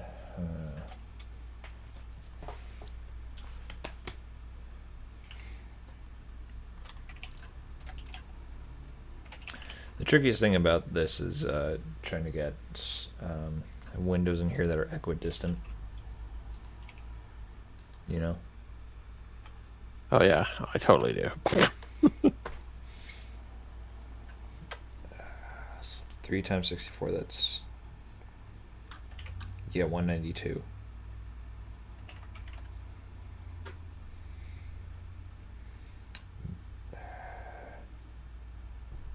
Be minus another 64, so that'd be 256. So that's not enough. I mean, I guess if we can attempt to put 32 unit spacing here. And then we'll put another window here. Then 2, then 1, 2, 3, 4, and then another 2. Okay. Yeah, that'll work. That'll do the trick.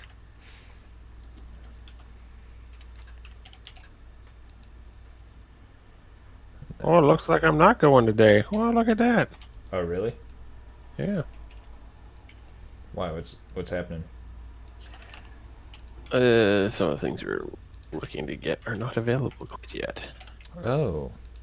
Yes. Hmm. Yes. Hey, look, Windows. Windows! 95. Starting to come together. Yeah. Now, only if you would texture it, so I wouldn't have to get mad and frantically angry. What are you talking about? Can't take it. There's- It's yours. There's plenty of textures here. It's fugly. There's like 3 whole textures here. Can't take fugly. That thing is fugly. Yes. Well, it's it's definitely not. I definitely have not gotten to the decoration pass. I will acknowledge.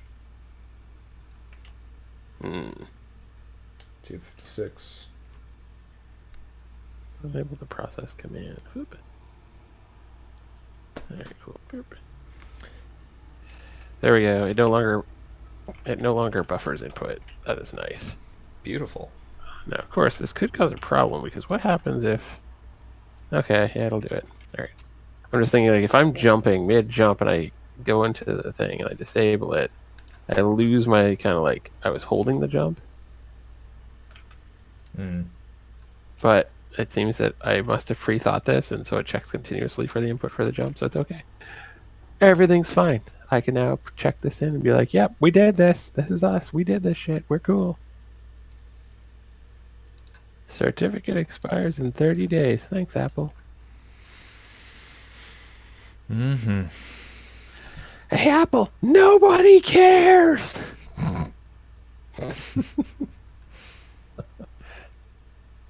Seriously, the App Store is like, no one cares anymore because it's just so saturated. It's like, there's no point.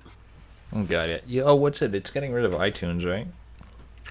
Well, yeah, but I'm talking like in general, the App Store. Nope. I mean, yeah, but yeah. Well, yeah, Apple's pulling iTunes. That's so bizarre.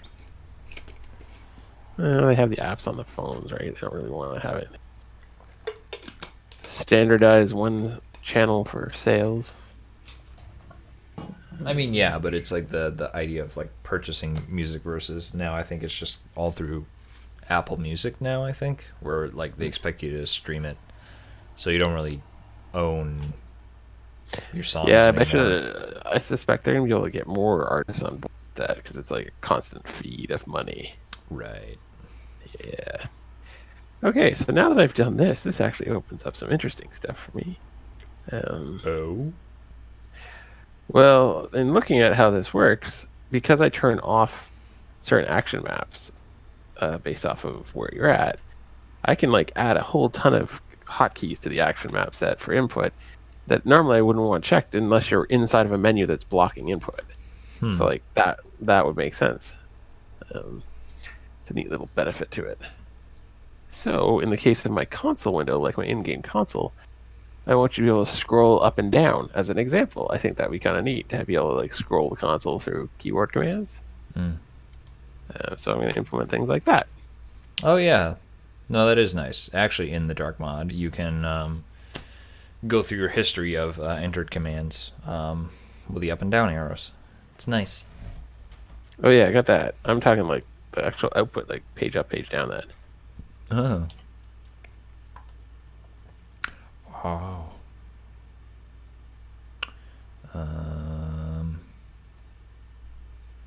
Oh. I think if I just add a roof onto this, building B will actually be finished for blockout. Building B. Building B. It's me, baby. You know, I I don't remember think- in elementary school we had all those building bees. I'm gonna fucking punch you in the face. My God.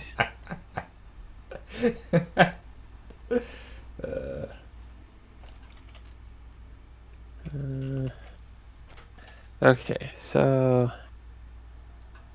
these windows need to be able to tell when they have focus too, because naturally, God, I hate UI stuff. This Yeah. is like the most painful coding stuff ever. It's so bleh. Mm. I'm not gonna lie. I wanted to get another person to do UI, so I didn't have to, but that's not gonna happen. Well, this is just a personal project, right? I know, right? That's why I have to. Yeah. So I have to suck it up. Hey, can I pay you to do part of my hobby for me? You joke, but I would totally pay an artist to do certain things. I'm just like, nope, let somebody else do it. Nope, let somebody else do it. Jared's audio cut out completely. I'm sorry, folks. Oh, Jared really? will be right back. Oh, there's Jared. Jared's currently spanking the one-eyed snake. Excuse me. Man. Sorry. I'm making life interesting. Now you have to. You could, now you have to worry. yeah, you could call it that. Oh, you know what? I could bind. Oh, that's what they're trying to do. You could bind it. Oh, that's cool. That's super cool. Oh yeah. No, I You agree. basically- Yeah, it's very cool. Oh, you can bind access stuff. I don't know. Fuck. I don't know how to describe how some like when you start realizing what Unity's doing with stuff, it's really neat. Good on them per se. Mm-hmm. On that, Yes. delete that. Unfortunately, what is this? This is going to give me a what, vector?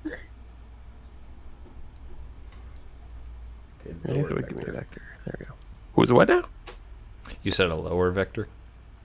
No, it's going to give me a vector of. So they also don't even give you the mouse pointer in the system. You have to set up a binding for the mouse position. Huh. Now it standardizes everything. I like it because then you can set a additional binding, let's say, to be the touchpad on a DualShock controller.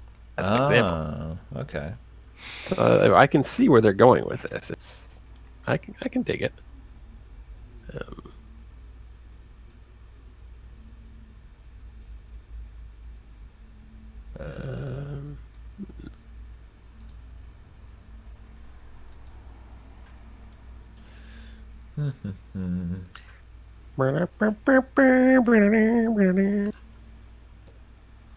I'm Batman. I regret to inform everyone Matt Davey died on the way to his home planet.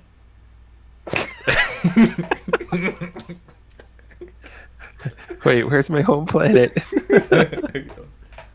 North. Okay, good. North's pretty good. Hey, look at that! Oh, and that goes there. Oh shit! Well, I wish I could look at that, but I can't. I know. Life is tough. Would you bind right-click to back on menus? Right click to. No. Would you put right-click like in a menu? I don't know. I could think it'd be kind of handy. I don't know. Like, are you talking pause menus or are you talking like? Well, any pause menu or any menu. Like I have the normal like escape and like all that stuff, and like up down arrows to move around, and like you can use the mouse to select stuff. Scroll wheel as well to like move quickly, and but left click also will submit on something, but right click canceling could be interesting.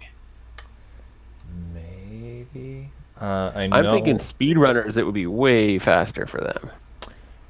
This might seem strange, but it actually ended up being pretty handy. When I was, what's it? When I play Shock 2, What's Shocker. it? The inventory is bound to toggle with the middle mouse button clicking. Interesting. Yeah.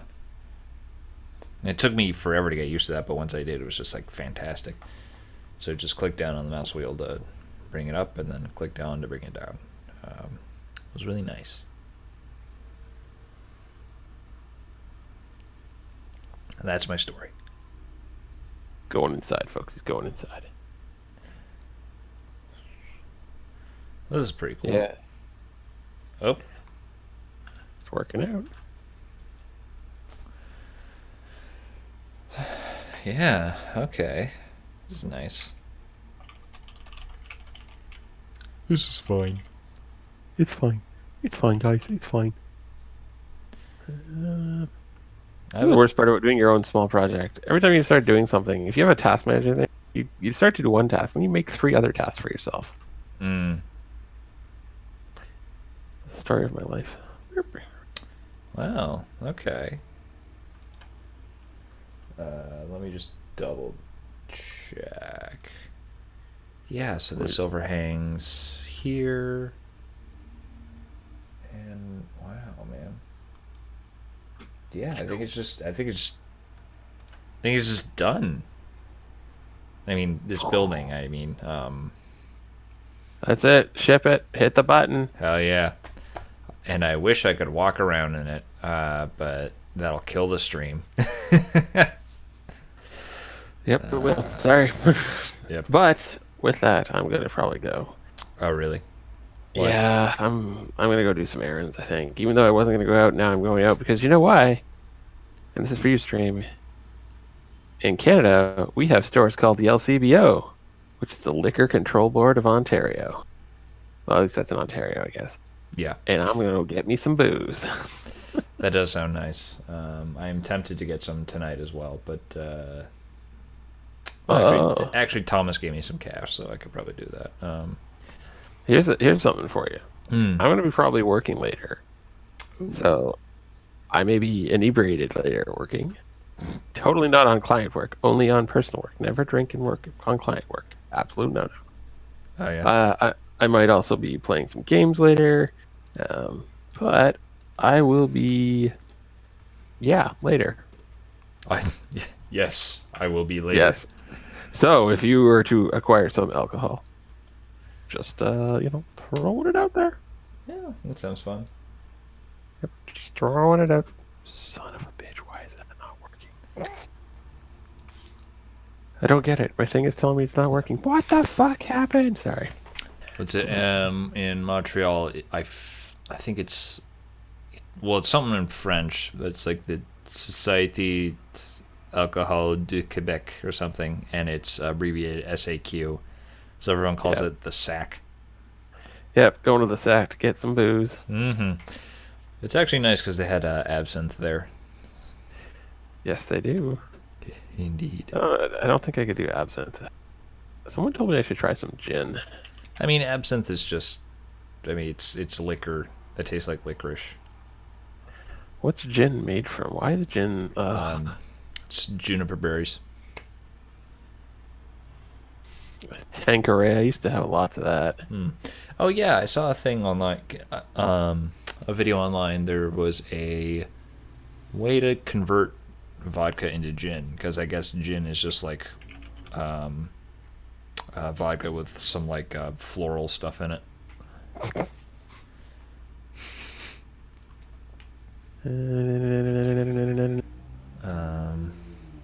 Some herbal things, juniper berries being among them. Yeah. I don't know. Right click was canceled for in-game readables and Prey. Interesting. What? So saith Rosso Dude. Right click was... Oh yeah. Yes. Yeah, no, that's actually what I'm getting at, because I was playing Moonstalker. Oh, Mooncrash.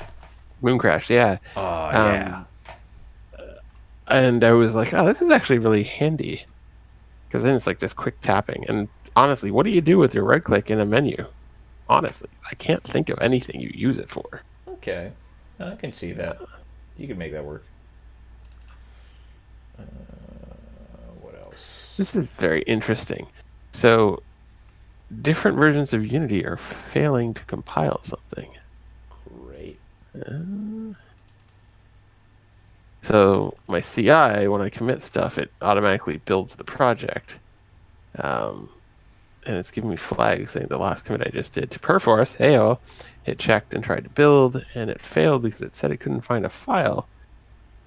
But when I look at this, I don't see where that's happening, unless that's wrapped in something terrible, or because something else, maybe? Nope. Because. Yeah, no. Only required, no. Now I was like, does it get so like C# will try to remove functions that don't exist? Okay, so it passed. It just wasn't building that time for some reason. Lame. All right, close that. Great. Lesson to be learned is I always have my unit tests run automatically on my CI before I stop doing stuff. Make sure that I don't leave the project broken. I still do not completely understand the concept of unit tests.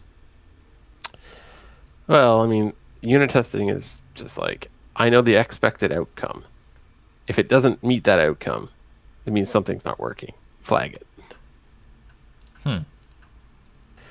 So in the case of me, I have an example where one of my unit tests spawns a character and it moves them to a single location. And what should happen is that this is like in runtime, it then transfers them to another level. So the unit test is move character to this location, wait till level change, or a timeout of let's say 30 seconds, then check if the level they're on is what I expect it to be. So I'm checking a bunch of stuff there, right? Like I'll be checking the movement, checking the scene changes, and all that stuff, and all that. I mean, you just make hundreds of unit tests. It's a very good way of preventing regressions, and it's something that I hope to instill on many companies. Shoutouts to Unity, who I guess it was 7 years ago started doing a significant test-driven development push.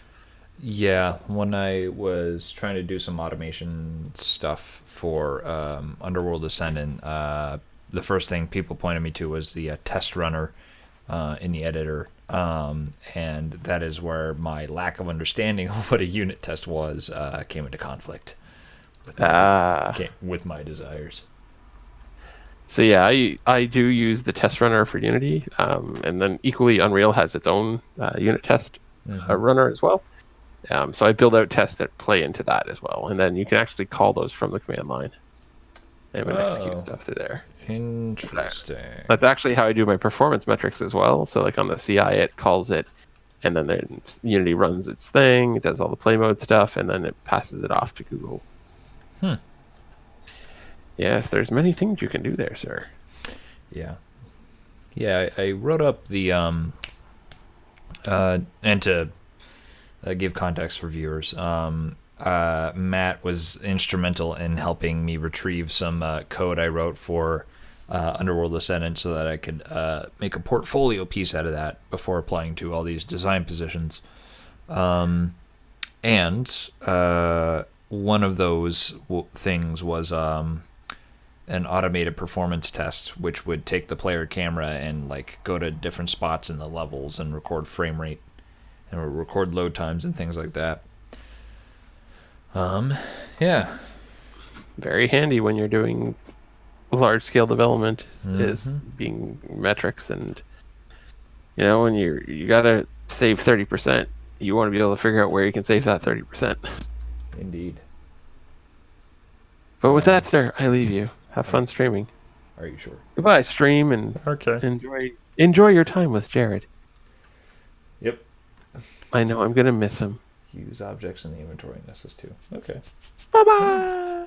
See you. I regret Thanks for nothing. thanks for coming on again. Yeah, and he is gone. All right. Under an hour left, so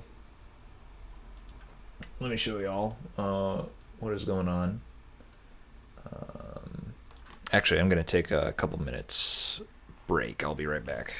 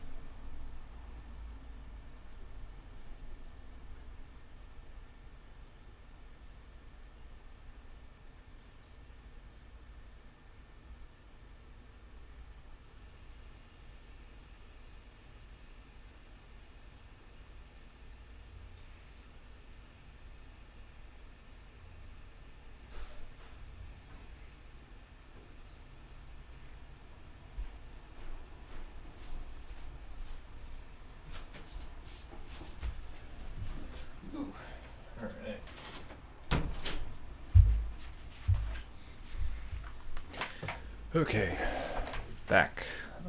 Let me tell you, it is way cooler out in the hall than in my room right now. So, let me show you what's going on. So we just finished building B here. It does look pretty weird, to be honest. I got to figure out how to, I guess, shape this roof to make it look not weird, or less weird, perhaps. I think making this into like a gable that leads up to this would be a good start. But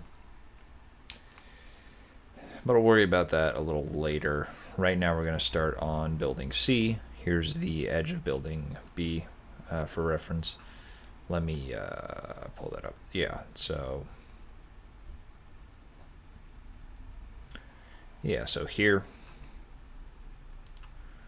that's what this shape is.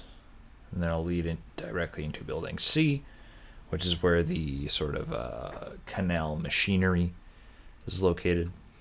So, yeah, and this alleyway is going to continue wrapping around to this part of town.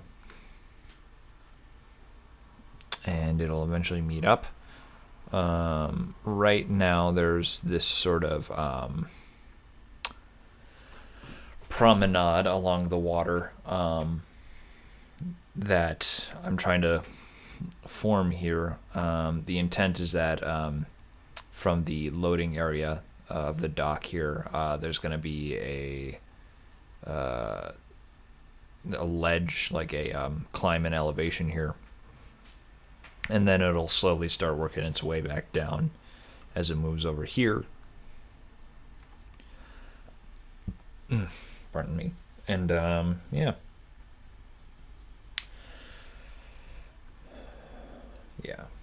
Oh, I found out recently because was it the 4th of July just passed? There's a fireworks display in Boston on the river, the Charles River, that runs through the city. It kind of splits Boston from Cambridge, and the structures along the river, like this walkway would be, the term is called the esplanade, apparently. And I don't know where they got that term, but yeah.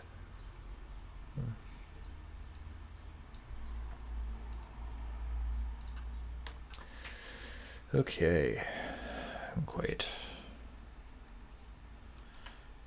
warm. Oh, come on.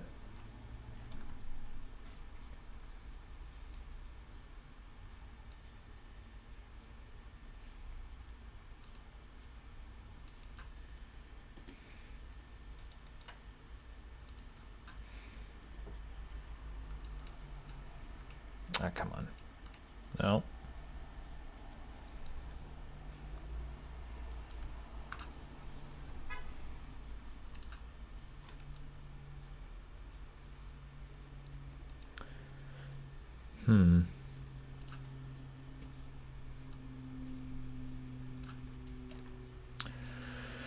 All right.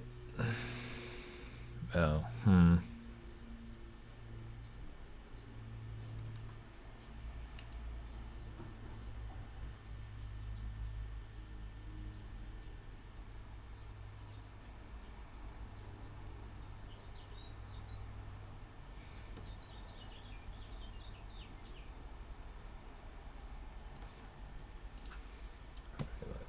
pull that out a bit. Then we don't need this. Okay. Yay, nosy fighting. There, at least.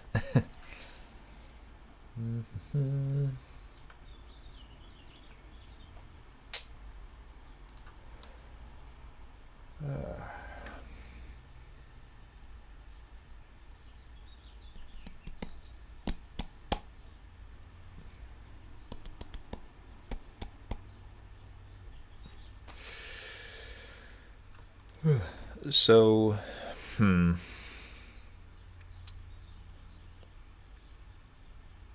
Oh, there is still some. Dang it. Hmm.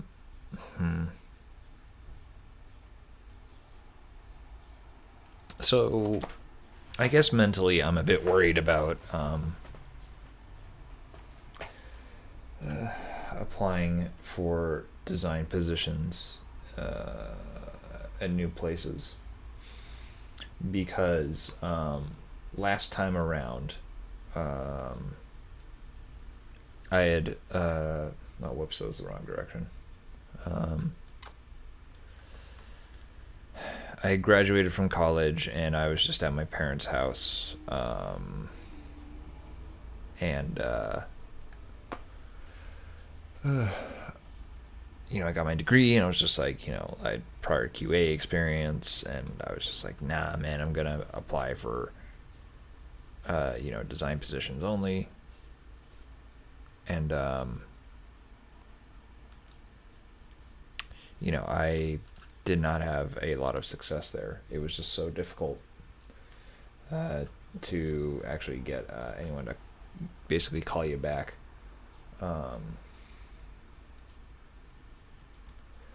So I don't know. Once the QA opening for Other Side popped up, I was just like, well, it's at least going to be at a place where I would like to be, and then I can work my way up to design while I'm there. And I felt okay making that choice. 2, 3, 4, 5, and this is how wide? Oh, exactly. Nice.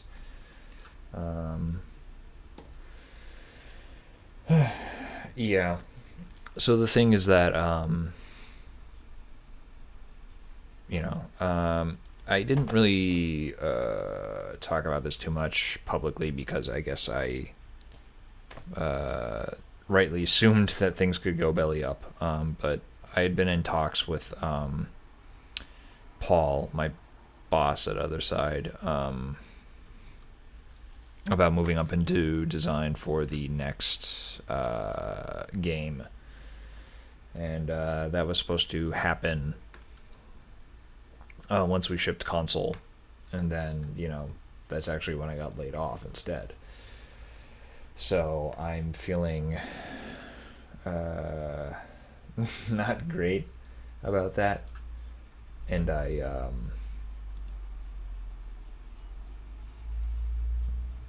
didn't really talk about it publicly because I just had that feeling, that assumption of like, I don't want to really say it like it's a sure thing until it actually happens, and I guess I was right to be skeptical. 1, 2, 3, 4, 5, 6, 7, 8. So 5, 12. I brought it up on the Last Life podcast episode that I was on, and I think that's the only place I really mentioned it prior to being let go.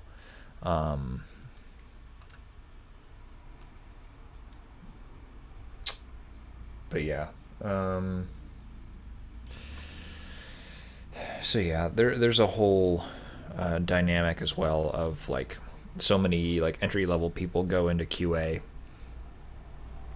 and they're all also trying to move up, and quite frequently, if you have a track record of being in QA and jumping from one QA position to another on your resume, like people tend to look at that with suspicion, like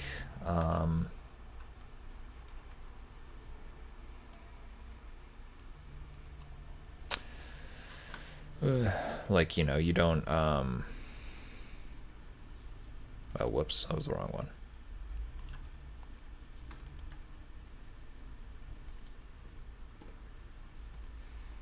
Like you are not really capable of design work or programming or artwork or what have you.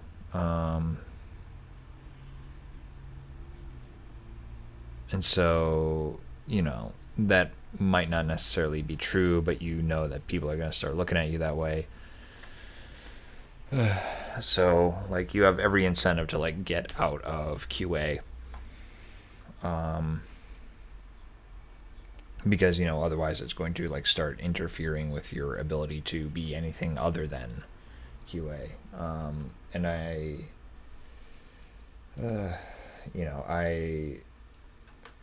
because of that, moving from not being in the industry into a design position, or moving from QA into a design position, are like pretty difficult. And last time around I was like at my parents for a year and a half, trying, and ultimately I wasn't really successful. I mean, I got the thing on Albino Lullaby, but that's for rev share. I'm not I'm not getting paid hourly for that. So I'm just really nervous, that I'm not going to be able to get something, and I feel like it's going to be like, oh god, I got to do this again, and I got to like wait around for another couple of years before I I get jerked around again by someone and say like, oh whoops, we're laying you off, or like we don't have any design openings or something. And not to get too demotivational here or anything, but I just have that fear.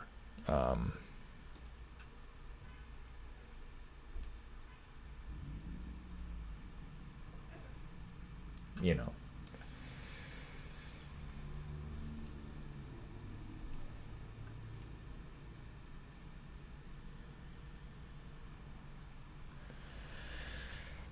I'm not sure where that was going, but yeah.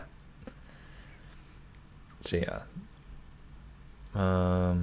Part of that is why I started to do this for the channel, just because I wanted to have a better understanding of the job, and as it turns out, a couple of people that I now know, who I'm now trying to hit up, are people who found me through the videos. So I guess that's nice, but I'm still gonna be very anxious, 1, 2, 3, 4, until that actually turns into something concrete.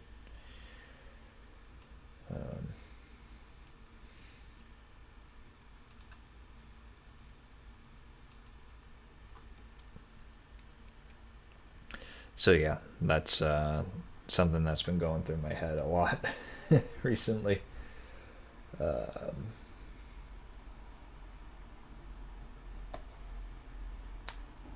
Oh, hang on. How far out is that supposed to be?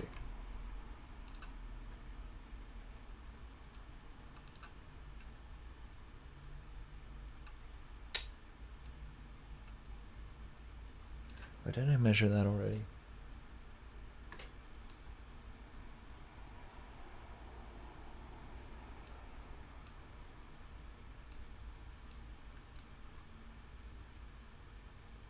Yeah, it's 8, right? 1, 2, 3, 4, 5, 6, 7. Yep. All right. So yeah, that does line up with this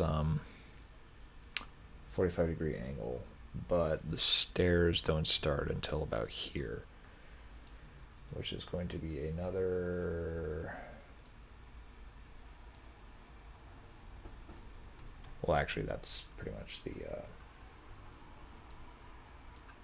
width of this 45-degree face. No.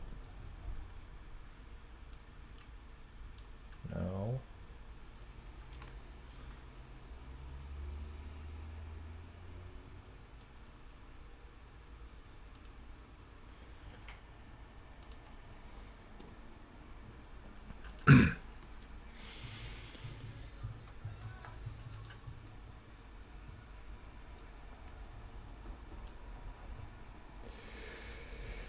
So yeah, I don't know. Oh, whoops. Oh yeah. So basically, that all of those are things that are kind of factoring into my job search, because clearly it's going to be easier to get a QA position having experience as a QA tester, but it's probably not going to pay well, and those positions tend to be very temporary, and again, like if you're building like a record of being a QA tester, then like people are going to be more skeptical about the prospect of you as a designer.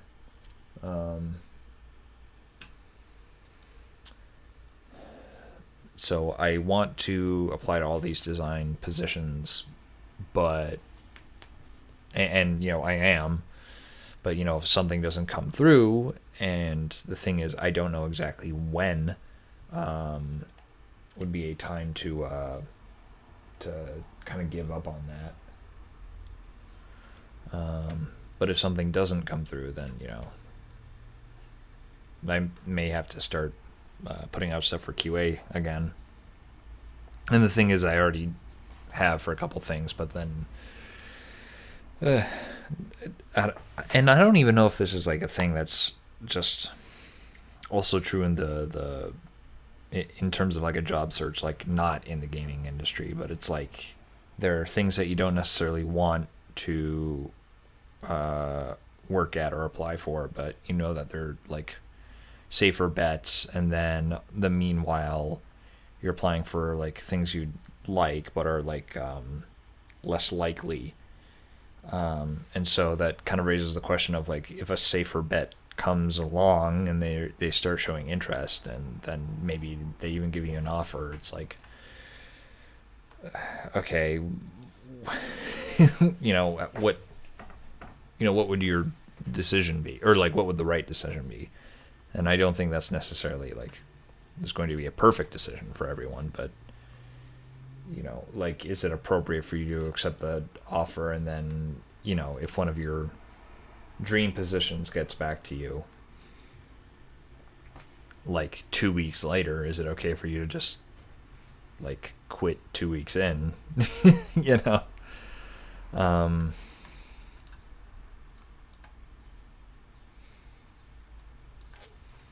yeah, it's all these little logistical things that I don't think I really have like a great point of reference on.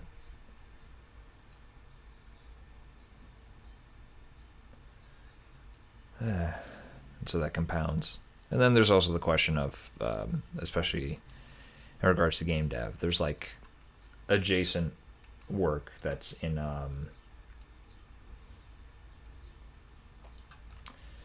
fields that are kind of related but not really. So like what is going on here? The camera view is frozen.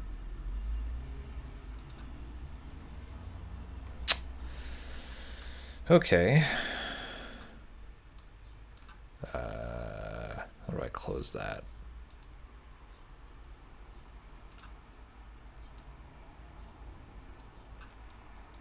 No.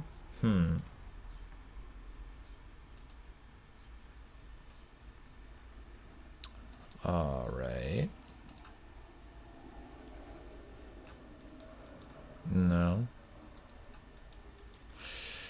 Let me restart this.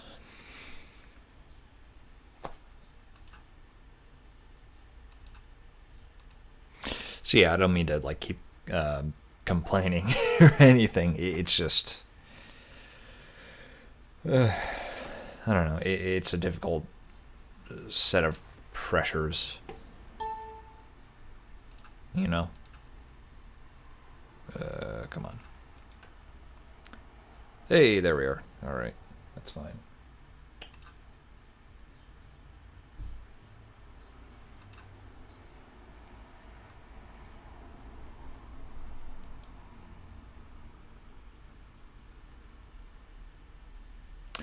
And, you know, just truthfully, I really don't know how to navigate a lot of them.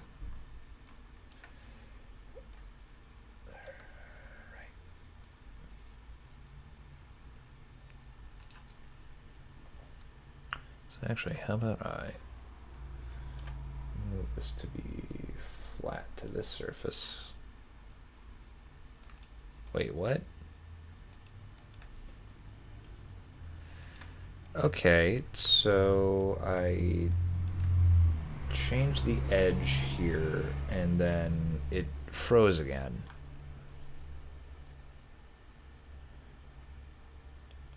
Okay.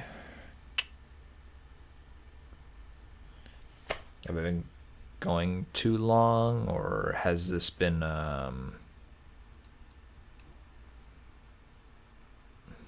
oh, near clip and far clip.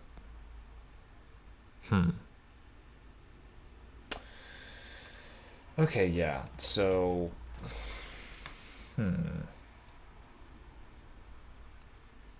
this camera thing is not cooperating anymore. Oh boy. Yeah, have I been going too long? Is it overheated, or are there too many like entities in the map now? I mean, I don't think so.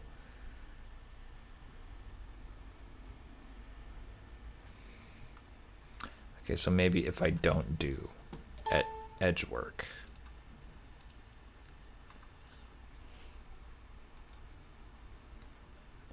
Yeah, see? Okay. So I create a wall there off screen, and yeah, so it's fine now. Apply texture there. It's fine after saving. I don't think this building is going to be as tall, because there's no real second floor here. Yeah, what's that? 336. Oh my God. 256. I think that's fine. Or actually, oh, whoops. Come on.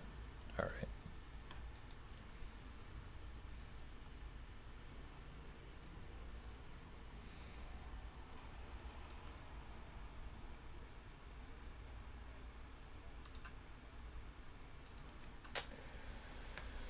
Okay, so yeah, 1,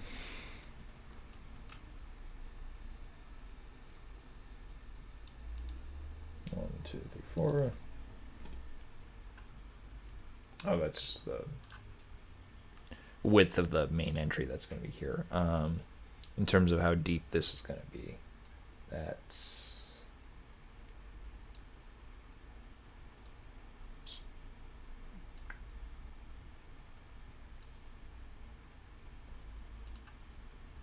yeah, I think that's going to be the same. 1, 2, 3, 4. Yeah.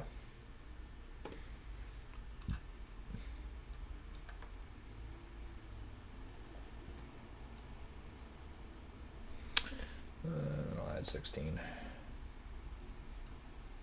for the wall thickness. 56, and then we're going back to this, and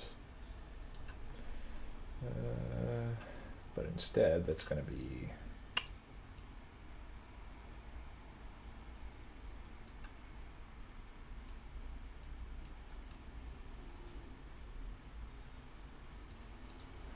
1, 2, 3, 4, 5. Okay. So this will be 320 plus 16.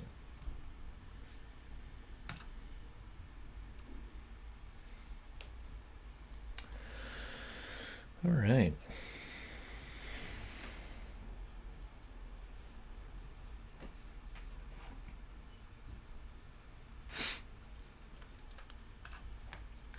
I'll cut an opening here.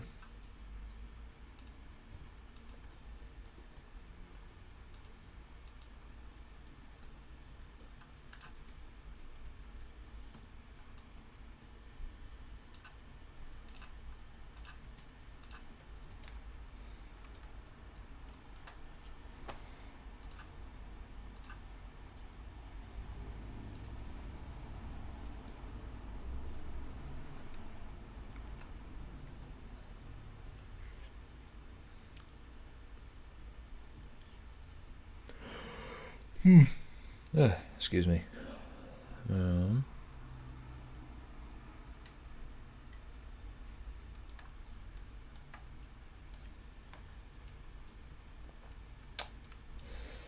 Yeah. All right. So then we are going to have this wall out here, and that's no. Hang on. 1, 2, 3, 4, 5, 6.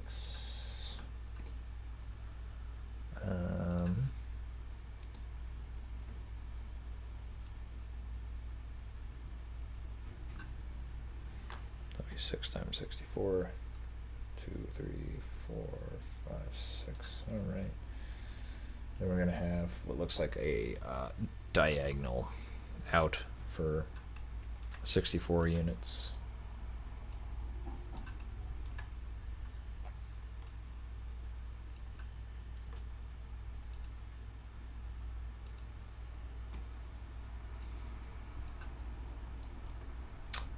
Yep. And then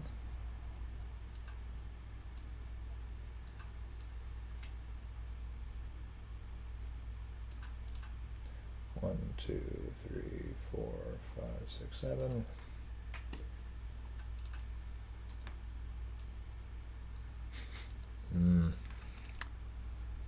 Oh, we are short. Interesting.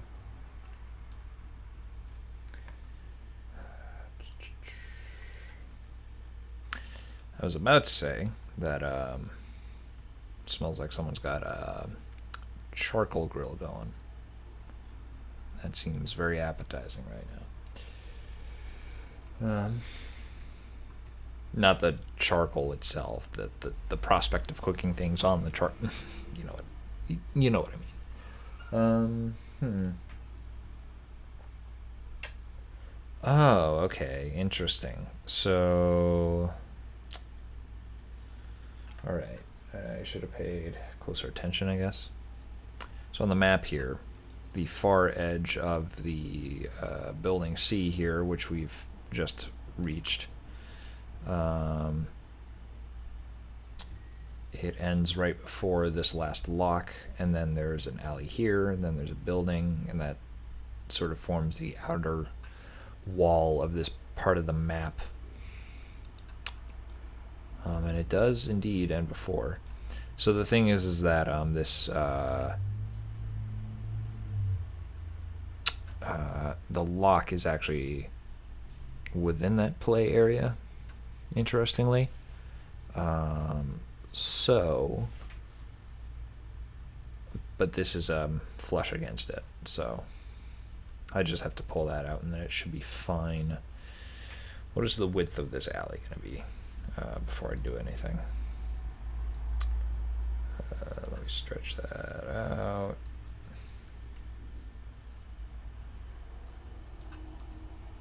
One, two, three. Yeah, okay. So it's going to be 192 units, which seems reasonable.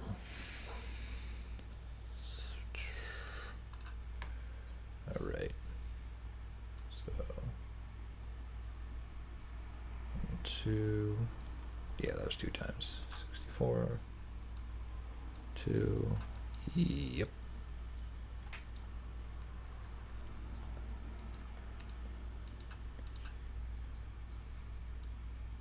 1, 2. Did that move? Okay. And okay, now this is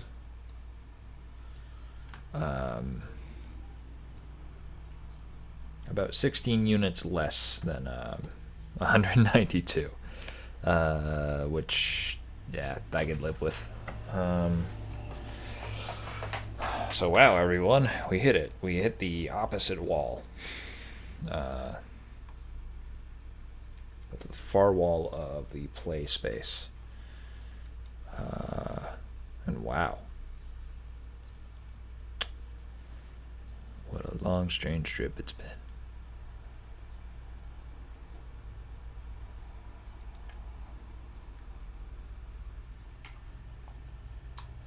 This looks like it's going to be 128 for a wall.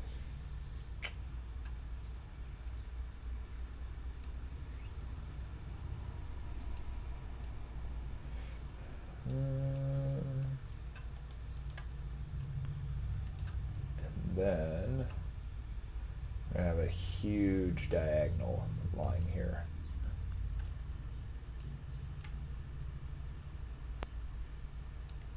Forming the corner of this building, so let me count this up.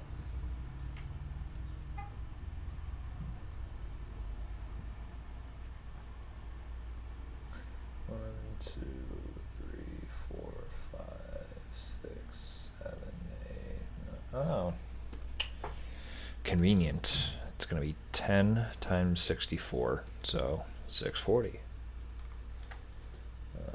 Stretch this out to 640.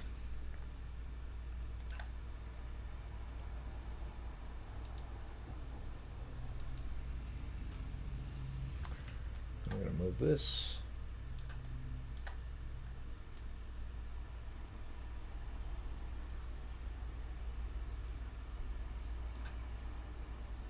That is not quite 45. There we go.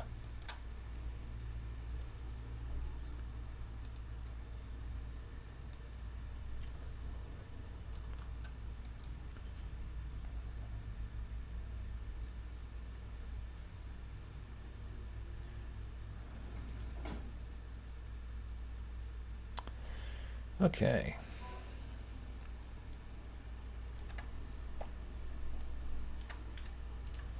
Then this wall here is actually going to be pretty straight as well.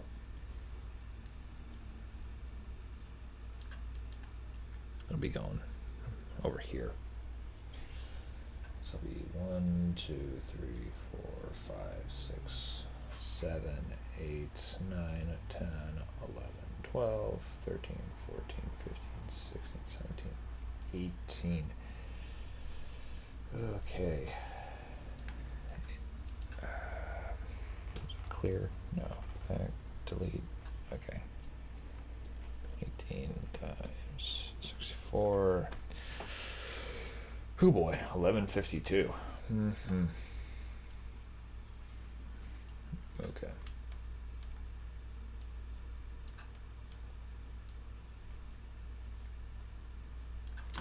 And that's over here. That's good. Then it looks like we're going to have one 64 unit sort of indent. Then this should, no, it doesn't quite. It's off by 16, but that's all right.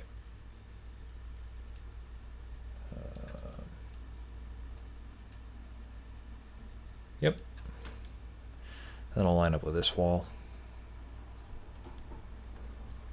And boom. We basically have the outline of building C already. So that's nice. What's going on here? Oh, I see. This is going to get covered up anyway.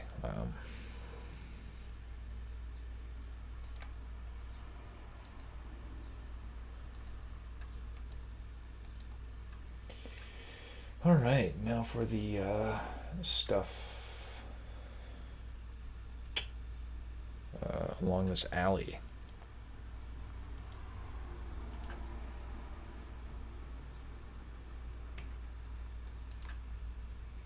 So this building is going to extend 1, 2, 3, 4, 5, 6, 7, 8. Okay, for another 512 units this way. So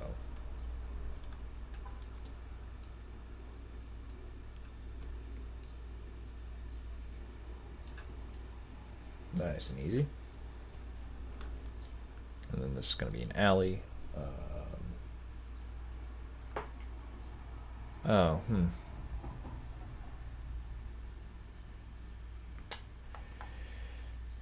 So this lines up with this wall, but oh, whoops. According to my diagram, it shouldn't.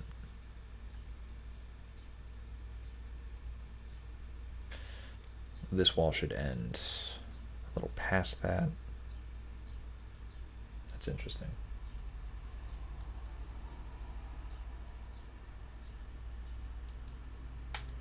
I wonder what I mismeasured.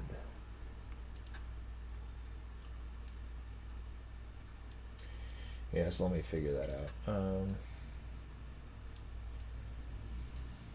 So this wall should theoretically have a width of 1, 2, 3, 4, 5, 6.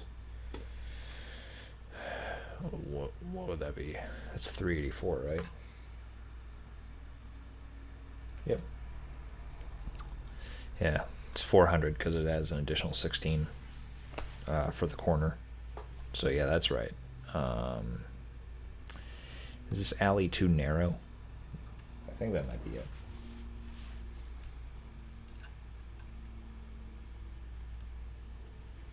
So if we look at the building B diagram, that's what this should be. So that is 1, 2, 3 times 64.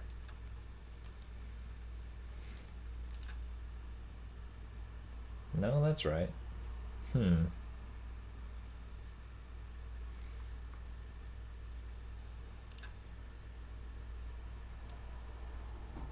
Yep, 192.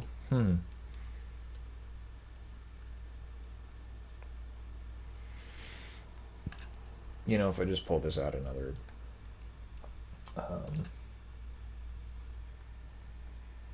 what would that be? 128. We'll be fine.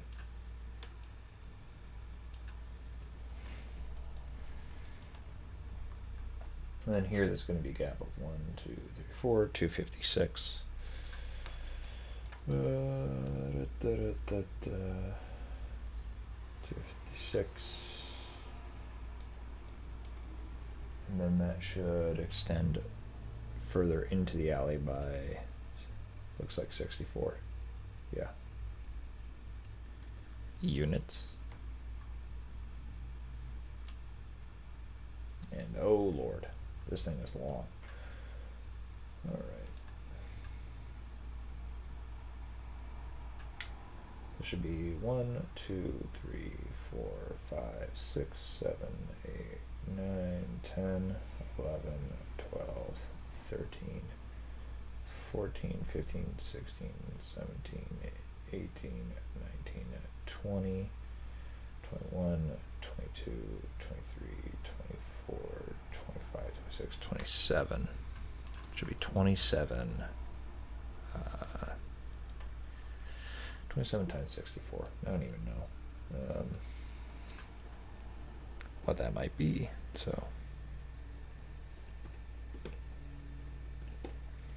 1728. Okay.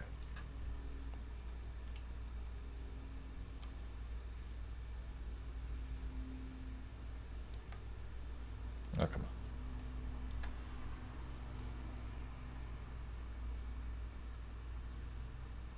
on.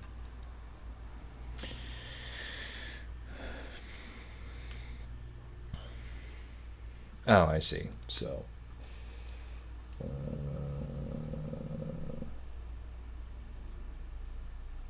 28. Okay. Yeah. So, there's going to be a 45-degree angle entry here. Well, quote unquote entry. The player's not actually going to be able to enter it, but it's going to look like sort of an entry with, you know, an awning and everything. And then that is going to sort of cut into here and then extend to there. And this section of the building is actually going to be the wall for the play space. So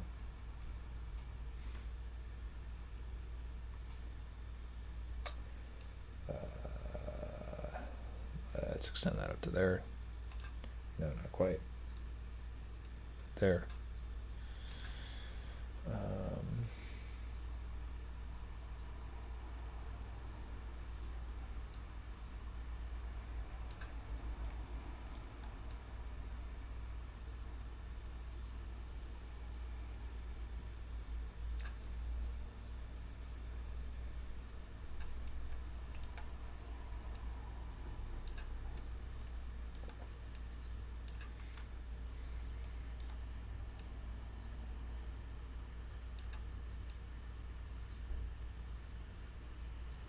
Let's make that 256, I guess. Oh, hey. This doesn't extend all the way down. Well, here it does. Here it doesn't. Well, we're going to need to extend it further because I did not add the further elevation changes down here that we'll be getting to.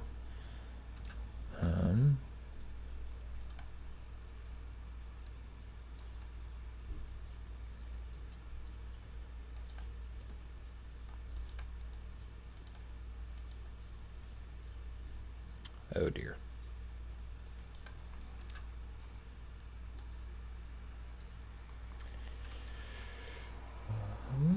I'm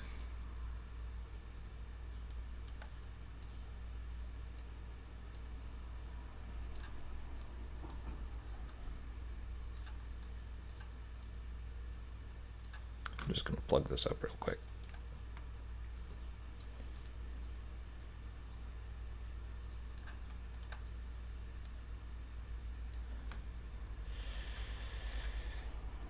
And nice, there we are. And wow, we only have 10 minutes left, so gotta make it count.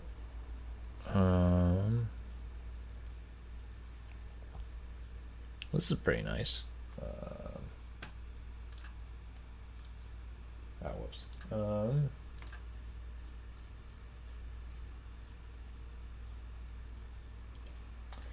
Okay, so interior corner here is going to be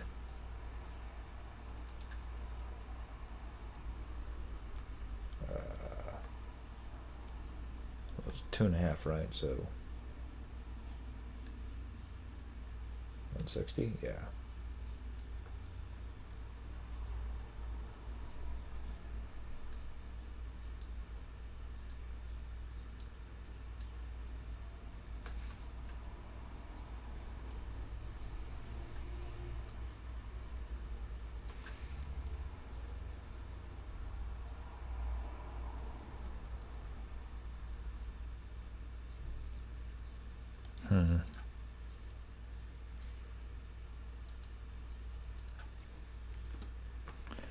And delete that.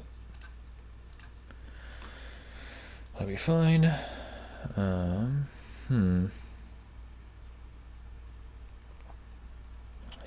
this split in elevation is so awkward here. Yeah, I gotta figure out how to deal with that, I think.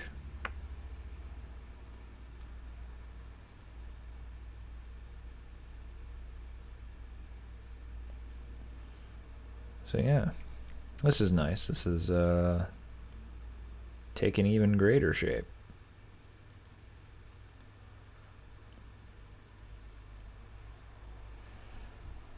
Oh man.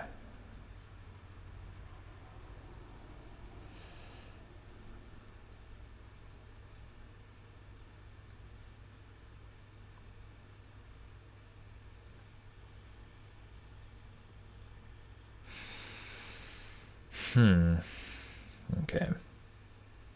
So what can we do with this?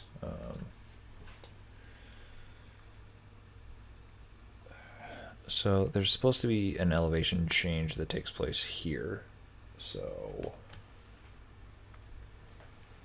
use that to our advantage, I guess. No.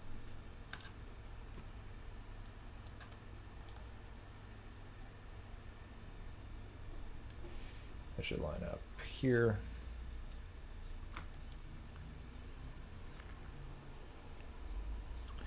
And how much higher is this surface than the other? It's probably 16, right? No, come on. No. Yeah, 16. So I would want that to drop down to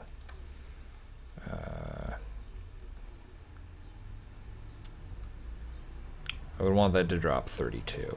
So come on.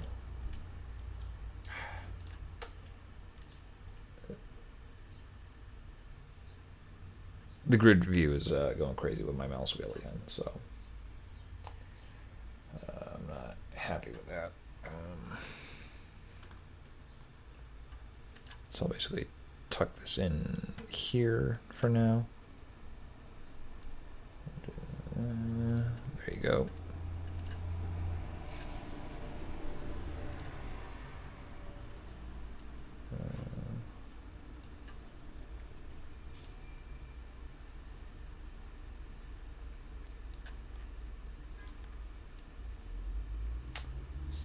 Pull that out. 1, 2. And all right. Then I think we're gonna copy this.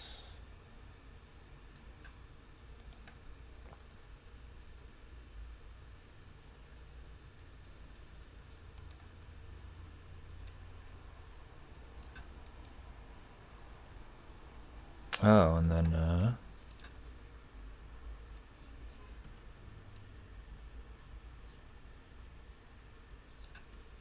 pull that down.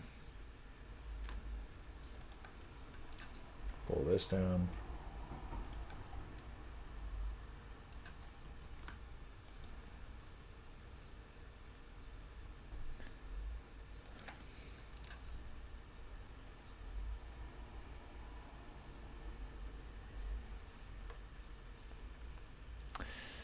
Oh, and then what was it again? That is not what that was. Oh, tab. So these are going to line up. The edges are going to line up with this wall. And then it's going to be another 64 units in on the other end. 1, 2, 3, 4. And then 1, 2, 3, 4. Yeah. And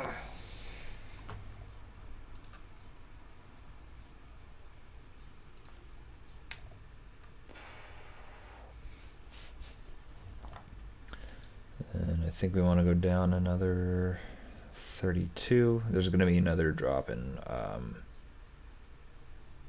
elevation. It's not very clear, but it's like about here, like halfway down. And 1,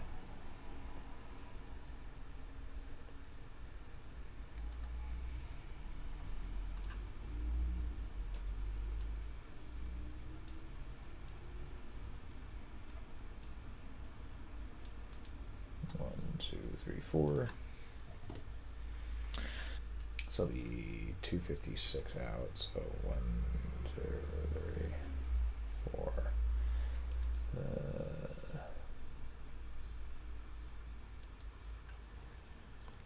Yeah, sorry for all this mumbling and vocal fry. I'm just trying to figure out all the stuff. I also feel like after burying my soul about like, oh, I don't know how I'm gonna continue on. I don't know. I guess I just ran out of things to talk about.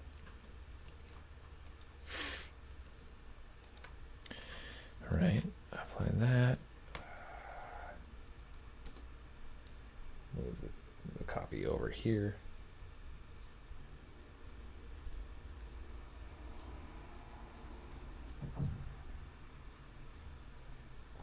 And then once again, we're going to have it be 64 units in from each edge. So, and they're both currently 48.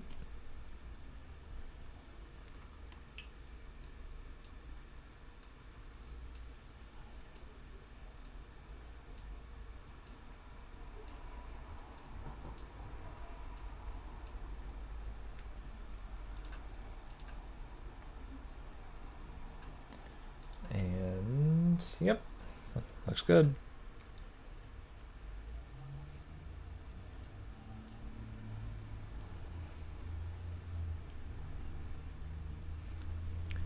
And on the other end here, boy, where's the next elevation drop? That's about here. So I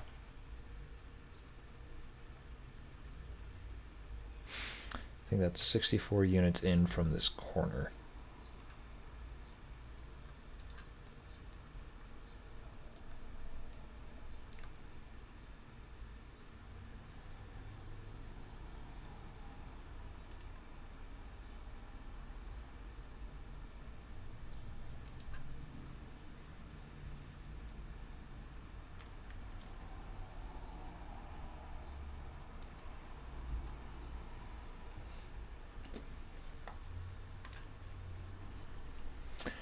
And we'll bring this down 32 units.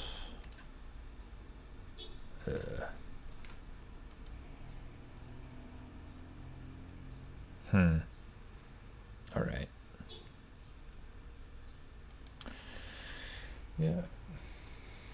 And then we'll just split this corner off here. Get rid of that.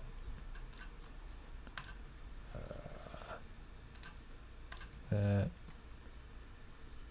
Pull this in here. And there's still going to be a 16 unit differential here.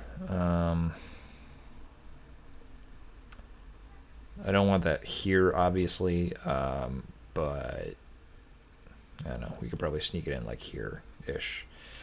That kind of makes sense.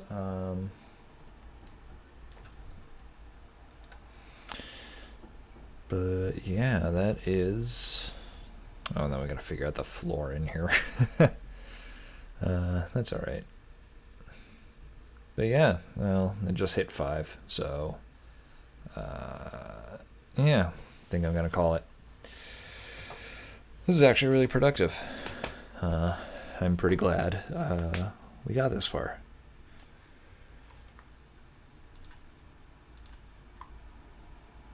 All right, so I guess I'll see you all next week, and I really will try to do more during the week so that, you know, we won't be confronted with the exact same map once we start our session next time. And hopefully Carl will be on for next week. I'm going to confirm with him probably around Wednesday just to make sure. Yeah. Thanks everyone for tuning in, and have a good one.